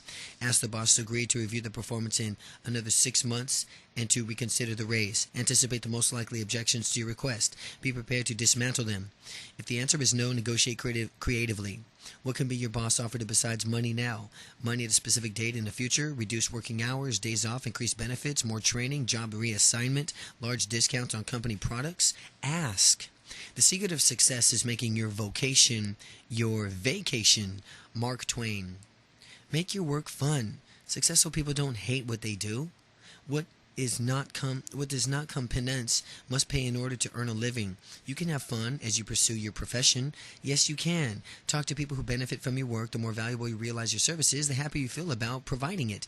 Discuss with your boss and how you can add to your job taking a certain new responsibilities. Innovate, invent new products and services. Find better, faster, different ways of doing things. Dream up a way to save money and make money for your organization. Search for creative solutions to old problems. Take few exciting risks. Bring the same curiosity and vitality to your own work that will bring the hobbies of personal interest. Open your eyes and ears to comic events that occur during in your work. Laugh at yourself. Laugh at a disaster. Don't laugh at others. Post witty, profound, insightful saying of the month in your office or in a public place for all to see. Apply the latest toys to your work. Upgrade your computer. Invest in some electronic widgetry that makes your job easier. Increase your productivity and gives you a kick. Enroll a seminar that has the goal of making you feel more empowered and more upbeat about your work. Keep a work journal or diary. Record your success and failures. Whenever you're feeling down, read your entries from a year ago to gain perspective on your current problems and realize how quickly you were able to make a light of them. The French fry is my canvas. Founder of McDonald's. Find fulfillment at work. Work has the potential to add life or subtract from it. Work has a potential to add to your life or subtract from it. It can be heavenly or hellish, somewhere in between. No matter what circumstances of your work, you can make work life more fulfilling. Yes, you can. Broaden your vision beyond your job that you perform. Find out which much of your company as you can. Learn what you can fit in a grand scheme of things. Look for ways you can fit more satisfying one. Volunteer new, more challenging assignments as soon as they become available. Ask before your boss thinks of someone else. Ask your boss what would be the two that you can do to raise the level of responsibility and creativity in the present assignment. If you want to have more enriched jobs, ask for it. Make specific suggestions. Expand your capabilities. Learn new skills. Enjoy feelings that you can do the job as well as anyone has ever done it. Take advantage of opportunities. Help coworkers succeed. Take newcomers, less experienced employees under your wing. Teach them everything you know. Your excitement will grow as they do. Dream up ideas for doing your job better, faster, differently. The resulting variety cost savings will pump you up, as will the appreciation you receive from your superiors and customers. If none of the ideas above do the trick for you, then you're determining to feel better about your vocation. Start hunting for a new situation that meets your needs to grow while you work. Manners are like a zero in the arithmetic. They may not be much in themselves, but they are capable of adding a great deal of value to everything else. Freya Stark. Practice business etiquette. The golden rule is important in business as everywhere. Treat people with respect and consideration, and they'll return the favor. Furthermore, there is a certain rule of conduct in business that others have every reason to expect you to follow. You can meet these expectations. Yes, you can return phone calls within 24 hours when the person asks, "Is this a good time for you to talk?" When holding a meeting in your office, have your incoming calls, if there's a vital call you need to take, explain to your guest in advance. Don't keep appointments waiting with a personal explanation and a sincere apology. Answer letters within 10 days. Respond to every request to them. Get to a meeting on time. Don't monopolize discussions. If you lead meetings, start them and end them on time. When making presentations, don't go even 1 minute over the allotted time. Introduce people properly. Present the younger, lower-ranking person to the older, higher-ranking person. Address doctors, judges, military officers, academics, elected officials by their proper title. Remain sensitive to the culture, religious laws, and diet of international visitors and colleagues. Study the practices of other nations before you visit them. Get a book on table manners for business meals. RSVP within 1 week to all invitations. Write thank you notes to acknowledge any thoughtful act. Time is the coin of our life. It is the only coin you have, and only can determine how it will be spent. Be careful lest your other people spend it for you. Carl Sandburg. Get organized. Disorganized is the major contributor to stress. One of the reasons we don't achieve our goals. You can achieve and avoid this disease of clutter, poor planning, and disarray. Yes, you can get organized. Make time to organize. Set yearly goals, monthly goals, objectives, weekly priorities. Don't start a new task until you have everything you need, information, supplies, and so on, and get it underway. Plan ahead. Lay ahead subtasks needed for overcoming these weeks in order to accomplish a master task. Keep a to-do list. Tasks needed according to the value A, high, B, medium, C, low. Work on only high-value tasks. Update your list at the end of the day. Do one of 4 things whenever you pick up a piece of paper. Pitch it and send it to someone else. Act on it. File it. Never put it down without performing at least one action. Do one of 4 whenever you pick up a piece of paper. Pitch it, send it to someone else, act on it, or file it. Pitch it, send it to someone else, act on it, or file it. Never put it down without performing one of these actions. Sort the paper you need filed to into a to-do, to file, to read, pitch to the rest. To do, to file, to read. Stop being a collector. Put away papers, files, and other desk clutter that you haven't looked at for 2 weeks. Divide complex projects into manageable pieces. Attack the project piece by piece. Solve one problem at a time. Write down every promise you make and everything you need to remember right away. Never on slips of paper. Always using a schedule system and note-taking procedure that works with you. On this master list, note the tasks you'll complete today. Maintain an appointment calendar. Use a coordinated system to keep tracks of projects. Keep your desktop cleared for action. Dost thou love life? Then do not squander time, for that is the stuff that life is made of. Benjamin Franklin. Stop wasting time. Often, without thought, we allow time wasters to gobble up chunks of our day. We can prevent these minute maulers from doing their damage. Yes, you can. When planning a new activity, anticipate all the mites that go wrong if you won't be forced to fight fires when your unexpected crisis occurs. Don't answer the telephone during a meeting or a project that disturbs the flow of progress or causes that waste other people's time. Keep your desk and office organized so that you have a quick access to what you need. Put things in the place where you don't have to hunt for them. Delegate effectively so you are not busier than the subordinates and you can make the best use of your time. Communicate with the intent to be understood so that you don't have to send the same message twice. Improve your listening skills so that you'll never be paralyzed by uncertainty about what someone has asked of you. See the meeting you attend to starts and ends on time, and there is no unnecessary deviations from the agenda. Stop smoking. You may spend hours each buying cigarettes, hunting for them, lighting them, taking them, flicking them, snuffing them out, and emptying ashtrays, coughing, and reading articles about cancer. Stop smoking. Stand up with unwanted visitors. Get past the pit bull who should guard your office. Come around from behind your desk and meet the person near your door. Stop thinking about what you have to do and do it. Know the true value of time. Snatch, seize, enjoy every moment of time. The true value of time is to snatch, seize, and enjoy every moment of it. Philip Dormer Stanhope. Make good use of time. Most of us need to find a way to get more out of the hours available to us. It can be done, and you could do it. Yes, you can. Spend time like money. Use it to do what is important to you, not what others tell you what's important. Examine your daily life routines that can be altered to dispense for the immediate time savings. Example, reading the entire newspaper every morning. Save your most challenging work for the times of the day from which you're freshest and you're at your best. Time a day for you ask yourself, I'm making the best of my time right now. Change tasks if you aren't.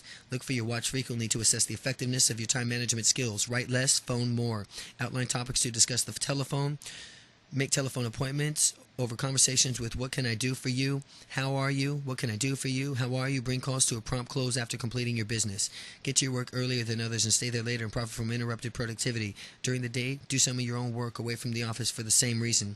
Doesn't take over projects. Don't take over projects because others are not doing their jobs. Instead, teach and empower them to produce. Write answers to letters in the margins of the ones you receive. Discontinue unnecessary meetings. See the ones you must attend are conducting more effectively, efficiently. Don't overdo revisions when the cost of redoing the work exceeds the value of improvement gained. Don't serve time. Make time serve you. Willie Sutton. Use waiting time productively. How much time do you spend standing in line, stalled in traffic, sitting in airplanes, waiting for an appointment or a meeting to begin, being put on hold for any time of the hundreds of ways life placed you in a suspended animation? Even if this time spent waiting averages only 15 minutes a day could easily consume over 200 days of your lifetime. It can make better use of this time. Yes, you can. Regard waiting as a gift of time, as a disruption to your productivity. Take advantage of this gift. If you typically find yourself in large chunks of waiting time, enroll in a home study college course. Keep a good book by your side. Catch up on a pleasure business reading. Buy a notebook, computer so that you can be productive away from the office even when there's no electricity. Take work with you wherever you go. Do not do tasks that don't normally find time to do when you're in the office. Update your to-do list in your calendar. Set goals for the next year. Take a refreshing cat nap, not in traffic. Let your mind wander through a task you're tackling. Visualize your progress and the next steps you'll take. Dream of new ways to attack the problem. Ask what if, why not questions. Carry a small pad and pen when all the times the record ideas they'll get to the run. Carry a small pad and pen with you all the times the record ideas you get while you're on the run. Learn while you drive. Use time stuck in traffic to improve your mind and educate with educational audio tapes. Work on one task while waiting for another to be completed. Examples, make a phone call where your computer or printer completes a routine. A committee of 3. Committee of 3 gets things done if 2 don't show up. Herbert V. Prochnow. Stand out at meetings. You may run every meeting you attend, but you can be sure to actively participate, thereby contribute significantly to what gets accomplished. Yes, you can arrive on time with an agenda in hand. Don't miss meetings with prior notification approval. Stop doing any personal work as soon as the meeting begins. Stick to the agenda and the task at hand given at the moment. Build to the present discussion rather than changing the focus to your own interests. Be positive. Maintain problem-solving, not blame-placing postures. Focus on the future rather than getting mired in the past. Focus on what can be done rather than agonizing over the group's limitations. Participate, speak up, and be candid. But don't monopolize the meeting. Encourage the colleagues to do the same. When the meeting leaders fail to move the group into the productive direction, suggest ways to get the meeting back on track without threatening the leader. Challenge bad ideas. Present better ones. Don't attack people in the process. Perform any agreed upon between meeting follow-up tasks within 24 hours. Never leak confidential discussions to outsiders. Report back immediately to those who count on being briefed by the regarding into the outcomes of the meeting. Whenever the group makes a democratic decision that goes against your judgment, say so. But once your exception is noted, support the group's decision to be hilt. The training makes men happiest in themselves, also makes them most serviceable to others. John Ruskin. Choose the best seminars for you. These days, training companies and consultants offer the overwhelming selection of professional development opportunities. You could choose the best ones for you. Yes, you can. Review the most recent performance reviews and identify the deficiencies that might be addressed in the seminar. Ask your boss for suggestions. Define clearly what you want out of a seminar. You're attracted by learning, networking. Do you want to acquire specific skills, certification, something else? Read the brochure carefully. If it's a sleazy or classy, do you benefit from attending sound attractive to you? Does the outline look relevant to your needs? Is it certification offered in your field? Are you identified in those who should attend sections? Call your sponsoring organization. Find out how many times the speaker has conducted the seminar. Ask for a list of past participants you can call. Be aware of how well the organization handles your questions. Check into the reputation of the sponsor and the speaker. How well are they known in the field? Is it guaranteed of satisfaction provided? Call the speaker. Ask about the format. Is it all lecture? Will the attendees form a small group, role play? Does the schedule allow time to question for answers? How do you feel about his or her responses? Find out how many people are likely to attend. Lower price seminars may attract hundreds. Great for networking, but not great to relying on individual attention. Decide whether the fee seems to correlate with the perception of the quality of the program. Don't pay too much. Don't search for bargains. The shy man will not learn. The impatient man should not teach. Ask and learn. Hillel the Elder. Get the most out of a seminar. Those who profit the most from seminars plan their approach to this learning opportunity. You too can get more out of a seminar you attend. Yes, you can. Before you go, talk to your boss or someone else whom can set goals for gaining specific new skills. Prior to the seminar, read a book of the topic, preview whatever materials are made available by the instructor. Arrive ready to hit the ground learning. Be sure you know how to find a seminar location. Arrive 30 minutes early. Introduce yourself to the instructor and to the other participants. Build a network of contacts. Be an active participant, considering meeting room laboratories where you will try new behaviors, take risks, and engage in self-discovery. Avoid doing business during breaks. Let your office know that you won't be available to take calls. Take notes and resolve within 24 hours and then once a week until you have achieved the learning goals. Connect with what you learned to yourself. Don't think so-and-so needs to hear this. So-and-so was not at the seminar. You're there to clean up your own act. Build your own action plan. At each break, write down those ideas that might implement you into a daily work. Meet with your boss the first day back from the job. Reveal your new ideas. Ask your boss to identify which strategies could and should have priority, and get your boss to support you putting them into practice. Request an ongoing coaching relationship. There's no future in any job. The future lies in the man who holds the job. George Crane. Survive the reorganization. Hanging on to your job following a takeover or downsizing of the company is a blessing, but the immediate aftermath can be stressful, fraught with uncertainty. Can you do something to improve your morale, productivity, and ability to survive in an uneasy period? Yes, you can. Don't wallow in guilt over your friends who are gone. You'll need to be your best to survive in the next round of cutbacks. Stay out of the grapevine. Top management will think less of a trustworthiness if they think the wind of criticisms you have, the chances that you have unwilling to state openly.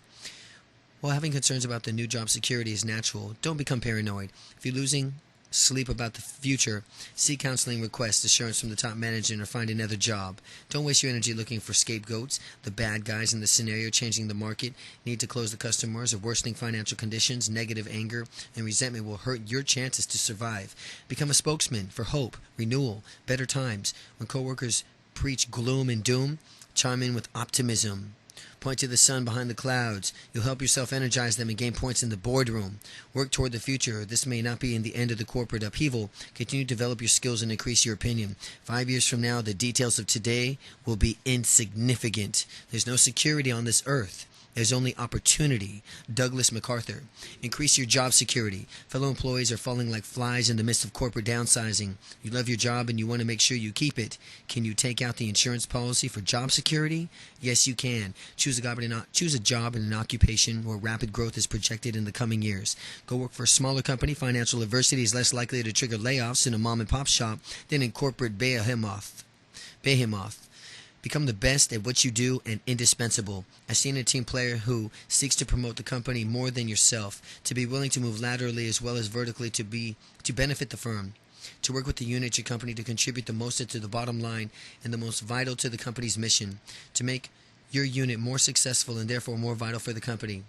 to find out what's hot in your field and become an expert at it and stay at the top of your new developments, to find out what's important to the CEO, become the most reliable supplier of it, recommend cost-saving and income-producing measures, work for a powerful and respected boss who is not likely to receive the largest staffing hits, make your boss look good continually, make no enemies. A scorned coworker might be in a position someday to engineer your demise. Be a good friend. A close colleague might be in a position to give higher-ups of an opinion of your value to the firm. Experience is not what happens to a man. It's what a man does with what happens to him. Aldous Huxley. Survive a job loss. Survive a job loss. Yes, you can negotiate better severance packages that you can get. Develop bare bones house budgets. Consider taking the loans out from relatives, or if necessary, declaring bankruptcy. The world has just fell apart. How to survive a job loss. The job you were counting on the last 4 years is no longer yours. Can you endure? Expect to experience these emotional stages: disbelief, betrayal, anger, embarrassment, panic. Engage the self-talk.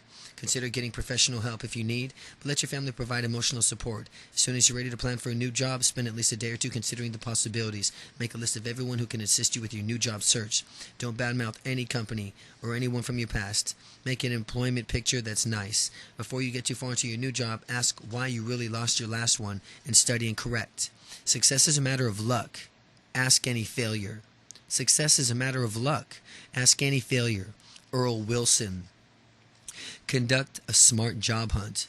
Make sure that with chasing a few of a job needs to increase probability that you find a position that you'll advance with in your career. Make sure that you prepare and you're well organized with a tasteful designed resume. If your job hunt's dictated on the loss of a boss, take some time to calm down. Don't expect results from mass mailing. Contact people who might assist you in the job search and ask them what they can do to help. Look for opportunities to network at seminars, professional meetings, and conventions. Have a friend posing as a potential employer. Check that each of your references extols your virtues. Wait 10 days before responding to a help wanted ad. When you find a company where you really want to work, express your enthusiasm and tell the employee that you're willing to wait for an opening. As time passes, keep in touch. Your persistence may be rewarded. The closest thing to perfection a person ever becomes is when he fills out a job application form. Ace an interview. When two candidates have similar credentials, the one who is better in selling him or herself usually gets the job. How can you convince the interviewer that you are too good to pass up? Yes, you can. Prepare thoroughly. Show a complete knowledge of the company as well as probing, but not rude or invasive questions about current corporate issues. Do not do the following: appear aggressive or submissive. Use first names unless asked to. Smoke or even invited. Sit down before asked to. Look at your watch. Show anxiety or boredom. Ask about salary or benefits. Asking questions before the interview has finished asking them. When asked, be crystal clear on your career objectives. When asked why you left your last job, claim insufficient challenge, no room for advancement, that you were underpaid, or that the company was not stable, or it was losing its edge. Never criticize your past boss. When asked to talk about yourself, cite specific examples of your outstanding accomplishments. When asked about your weaknesses, identify your strengths and committed improvements. Presentation skills for good choice. Don't criticize yourself. Practice answering the questions that hope won't come up.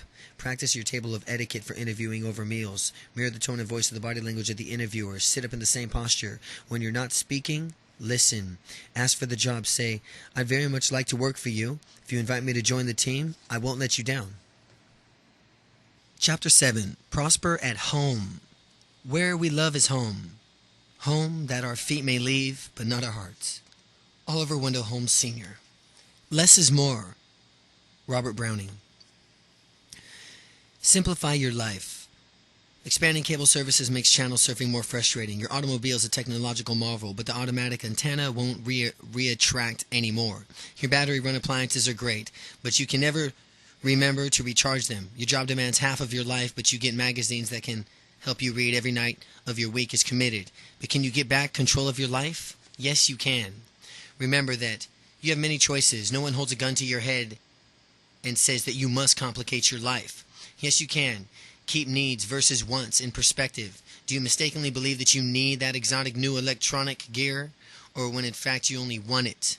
Cut back on complexity and expenses of your lifestyle that you can transfer to a lower paying or less demanding job. Learn how to say no. When your boss piles up the work and asks what's important enough to be done around here in the time that you have to do it, and what can wait. Take stock of how much what you do benefits you directly, and how much you do for others. For example, your children, for what you ought to learn for them to do for themselves, what they need to learn to do for themselves. Reduce the number of gadgets in your life. When your garage door opener breaks down, disconnect it. Make coffee at the stove. Pull out your answering machine and limit the options of your next car. Weed out magazine subscriptions. Don't do it yourself. Pay someone else to do it. Learn to say no when you are asked to help. Volunteer for or join a group or a cause. Put aside your hour or an hour each day during from which you'll only do what you want to do, not what the world tells you to do. I've been rich and I've been poor. Rich is better. Sophie Tucker. Save money. Some people never seem to have enough money. The more they make, the more difficult it is to hang on to it. You can stop squandering your hard-earned income. Yes, you can. Pay no more in taxes than you have to. Devour self-help tax books, buy professional tax advice. If possible, sell your car and instead of use a combination of public transportation, taxis, or rental cars. Shop your bank and investment agencies with the lowest service charges and with the highest rates of return. Invest windfalls of lowering your mortgage principal to a lower in total interest you'll pay. Avoid large impulse buys. Cut up the credit cards and always pay off your balances before the interest is charged to your account. Stop visiting the mall as a pastime. Only go when you need something. Refuse to buy anything that is not on sale. Make what you have last longer. Change the oil in your car more often and keep your car in the garage. Dust and coils of your refrigerator. Remove good clothing as soon as you come home. Hold on to everything 25% longer. Buy the right things at the right place. Learn the cheapest in the supermarket, what to buy in the discount warehouse, and which items are priced at the same everywhere. Clip manufacturers and retailer coupons and negotiate. You'll be surprised on how much cash-starved retailers are willing to give discounts to those who ask for them. Buy things used or slightly damaged. Visit thrift stores, consignment shops, garage sales, large flea markets. Ask for irregulars or in factory outlets. Request blemishes, auto tires. Buy day-old baked goods. Keep the eyes wide open before marriage and half shut afterwards. Benjamin Franklin. Choose a compatible mate. Divorce is painful. Unhappy marriages are worse. It will be tough enough to make a life with another person if you pick the right person. Don't start married lives with 2 strikes against 2 of you. You can avoid the irreversible error. Yes, you can before you marry. Think long and hard about the marriage, what marriage means to you. Why are you getting married? To eliminate deficiencies of existence? For example, loneliness, or to enjoy life fully by sharing it with someone else? The latter is a healthier reason. The explicit expectations do you have for your spouse? What are they? Are they in behaviors you insist upon? You think? What kind of relationship are you hoping for? Discuss the answers to the questions with your future spouse. Over a period of weeks, discuss expectations both for having the marriage. Decide what's really important. Resolve any differences or negotiate to the point where you can willingly buy into each other's expectations before you tie the knot. Marry based on compatibility, caring, and common values. Slight adjustments in these areas may be possible, but don't hope for or expect major changes. Do like everything about the way your future spouse has treated you before and decided to get married. If not, remember, it won't get any better after the ceremony. What do you enjoy more, the things you do for your prospective spouse or the things that he or she does for you? The future looks bright for the two of you if each responds to the question by saying the things I do for her or him. Can you say with confidence that you're looking forward to growing old with this person? Marriage resembles a pair of shears, so joined that they cannot be separated, often moving in opposite directions, yet always punishing anyone who comes between them. Sydney Smith. Have a happy marriage. Have a happy marriage. Yes, you can. Listen. In the evening, ask your spouse to share the day's experiences with you before you do the same. Give the undivided attention. Respond to the feelings that you are expressed, and don't reject any of them. Half the mistakes made in a relationship will be yours. Apologize when you make them, and don't make them in mere apology ever lets you get off the hook. And make a commitment to your partner not to repeat the mistake. Fulfill that commitment. Make up after fights. Be the first to seek reconciliation. Send the note to call your spouse at work, from work, either apologizing, merely say, I'm sorry we had such a terrible fight. Support your spouse. Be his or her blocker, coach, cheerleader. Lift your spouse up to the world. Never criticize the one you love to others. Never ridicule him or her anytime, any place. Never threaten to tell the spouse to get out unless you mean it for good. Ask your feedback on what you're doing. On a regular basis, discuss what each of you could be doing more or less of, equally for each other. Don't harbor unexpressive negative feelings. These are the seeds of alienation and separation. Touch your partner constantly with hugs, rubs, holding hands. Hang on to intimacy for dear life. Renew your wedding vows when you are married or in a special place in the presence of loved ones. If we had paid no more attention to our plants than we had to our children, we would now be living in jungles of weeds. Be a better parent. Yes, you can. Spend at least 15 minutes a day talking to your child. Find out what's on their minds. Tell them about your job and talk about your workday. Lead by example, but not exhortation. Communicate your values by deed, not by laying down the law. Assign children meaningful household duties. Teach them how to contribute to an upkeep of their home. Teach them financial responsibility. Make them earn at least a portion of the money that they need or want from special purchases, activities, and family vacations in college. Watch for trouble signs, changes in fields, values, weights, routines, or mood. Take threats of suicide seriously and seek counseling for your child the same day. Don't ignore your own welfare, if that of your spouse, by getting totally absorbed in your children's lives. Say "I'm sorry" when you've hurt them and admit when you're wrong. Accept that your children aren't carbon copies. They're not carbon copies, so don't expect them to respond to life the same way you have. Endure the stage they go through because being embarrassed to see you. Endure the stage they may go through of being embarrassed to be seen with you. Pay attention to positive behavior. Praise it so children will repeat it. Arrange for responsible adult supervision when they are not there. Leave detailed instructions in your will outlining how you want your children to be raised. There is no friendship, no love, like that of the parent for the child. Henry Ward Beecher. Be a better step-parent. Yes, you can during a courtship with the next spouse. Don't romance the kids. Don't lavish excessive attention on them. But show them how to be happy, and you are to being married to them too. Accept to be resented, especially if the other parent is still alive. Even if the parent has died, the children may feel that you're taking their mother or father away from them, probably because they got lots of attention between the end of the previous marriage and your arrival on the scene. Resolve any issues from which the children have addressed to you. Watch your own children for the signs they feel the favor of the new spouse over them. Talk about the issues with your child and discipline your spouse and come to the agreement about exactly how to handle it and discipline with your spouse. And talk with your spouse for a few minutes each night about how well you guys are doing with each other. There's only 2 lasting bequests that we can hope to give our children. One of these is roots, and the other is wings. Harding Carter Jr. Raise positive, successful children. Yes, you can teach your children to express emotional distress and pain rather than sit on their feelings. Dish out lots of positive reinforcement. When you do, praise your children's deeds, not them, so not to connect their self-esteem to their performance. In the same way, when you criticize, condemn the deed, not the doer. Respond to expressions of the fear, not asking your children to talk about what they're feeling. Share similar anxieties you had at their age. Accept their emotions as real. Never criticize, ridicule, or make light of their feelings. Lavish attention on older siblings when new babies arrive. Don't smother children with protection and control. Give them privacy without letting them become reclusive. When you are infants, respond quickly to their cries and give them lots of physical love.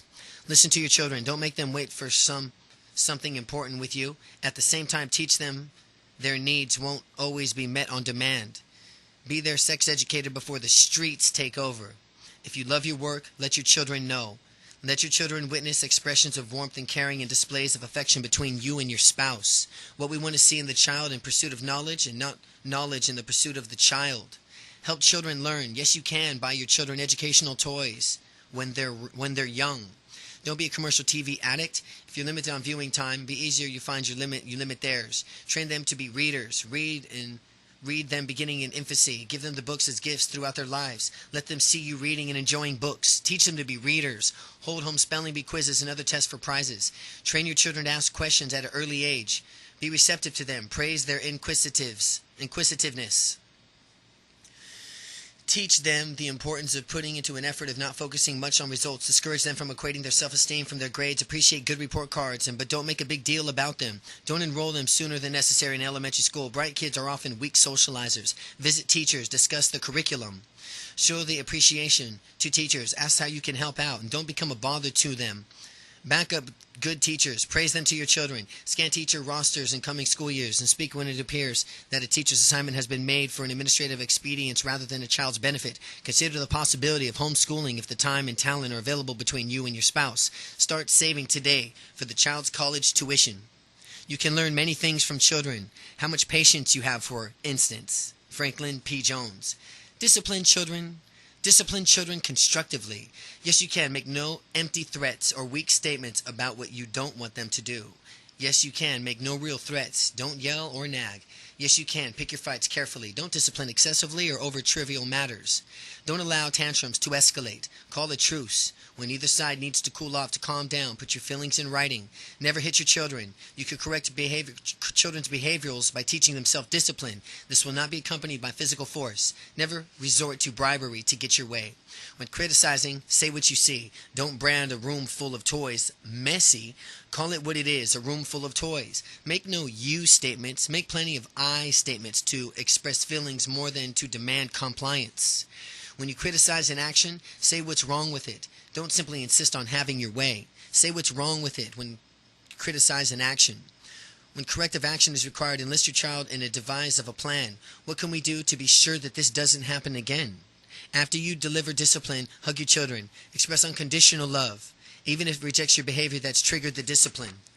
In a united family, happiness springs of itself. Chinese proverb. Create a close-knit family. Yes, you can. If possible, give your first child at least one brother or sister.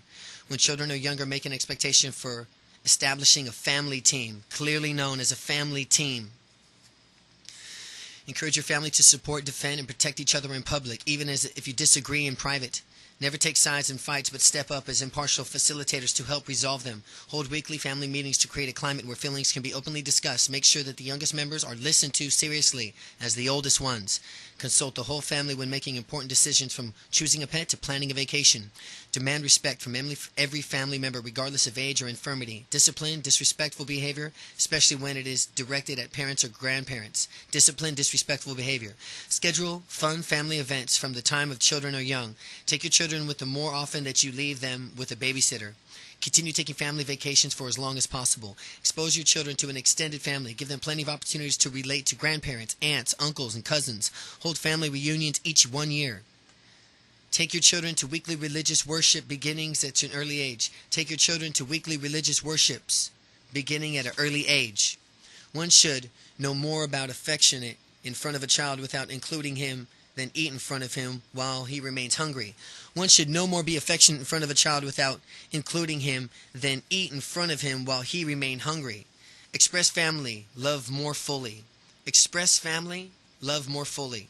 Yes, you can. Listen to the people who you love when they come to you with their problems and concerns or fears. Throughout your actions, and show people that you love them and the relationships with them, and it's more important to you that your jobs and your hobbies and your possessions, to give your time to them. Time is the most precious gift you can give. Say, let's do something together, and then let's follow through. Ask them to talk about what's happening in their lives. Say I love you, often with feeling in the most unexpected times. Display lots of physical affection, especially when you haven't seen each other for an extended period of time.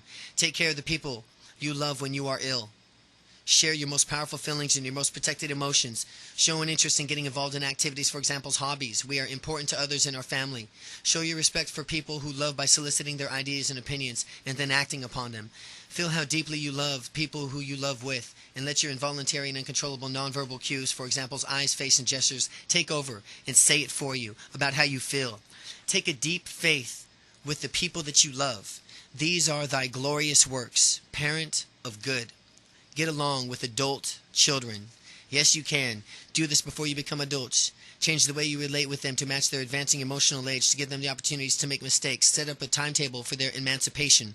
Share your opinions in a non-threatening, take it or leave it spirit. Let them stand in their own, but be there to help. Accept them as adults and friends. Find new outlets for energy once you've devoted your child to rearing. Make sure that they're aware of how much you love and appreciate them, and write letters and call them on the phone to remind them. Accept your life's choices, even after you let them know that you may not agree with them. And if you plan to help them financially, don't withhold the help until you no longer need it, or they no longer need it, or so they receive it after you're done or after you're gone. Don't feel entitled to a certain frequency of contacting with your kids. You won't encourage more communication by making them feel guilty, nor by calling or stopping by. Don't complain constantly to your children about your health or other problems. While you shouldn't hide your adversities from them, you need to be there for their help. Be there for help. Project an image of strength and independence. You need to feel that you're taking good care of yourself. When I was a boy of 14, my father was so ignorant I could hardly stand to have the old man around. But when I got to be 20, I was astonished on how much he had learned in 7 years. Mark Twain. Be a valued son or daughter. Yes, you can. Don't take advantage of your parents. Do everything possible to avoid infringing on their lives after you should have moved on and gone for the good. Give your parents the solitude that they need and may not have asked for. Older parents have same to privacy and have a need for privacy when they were young, and still Make love with precious moments and engage in other forms of intimacy. Introduce them to your friends and help your parents to feel part of your life. While you're still living with your parents, assume regular responsibilities for chores around the house and help them out. Ask them for advice. This will make your parents feel useful and you'll benefit from their years of experience. When you disagree with them, so openly, be respectfully. Make it clear that you disagree with no way of diminishing the esteem from which you hold for them. Surprise them on anniversaries, cook them something, take them on a vacation, or do other nice things for them. Maintain close and warm relationships with your siblings. A close-knit family is a source of support for you and a source of satisfaction for your parents. After you move out of the house, stay in close communications with them. Call, write, visit often. Bring your family to spend the holidays with your parents. A grandmother is a person with too much wisdom to let that stop her from making a fool of herself over her grandchildren. Phil Moss. Be a better grandparent. Yes, you can offer your children any parenting suggestions they request. Force unwanted advice on them. Make their own mistakes. Share your ideas tentatively so that not to make them feel inadequate as parents. Adopt a hands-on approach with your grandchildren. Bonds with each early in their lives. Take your grandchildren places without the parents on an occasion. Create your own relationships with them. Leave disciplining to the parents and support them in it. Be a teacher, confidant, and a supporter. If you live far away, send your grandchildren audio or videotapes with special messages from you. Write letters often. Allow each child to be an individual. Don't expect children to mirror you, their parents, or each other. Never let grandchildren hear you compare one with another. Don't give the nickname that diminishes the others. Example, don't call one the special guy or be prepared for jealousy from older grandchildren when you lavish attention on the latest arrival. Don't take sides in family squabbles, but always be available to listen to hurts. Never criticize your children in front of other children. If you live with your children, respect their privacy and don't complain about the food or your living conditions. Help the household chores, handle your own finances, and provide the family with treats now and then. To be 70 years young is sometimes far more cheerful and hopeful than to be 40 years old. Oliver Wendell Holmes, Jr. Enjoy your retirement. Yes, you can begin making financial plans for comfortable retirement today. Seek professional counsel to make a commitment to securing your fiscal future. If you're starting late, build retirement capital by working extra 5 or 6 years. Don't allow work to become a central purpose of your life.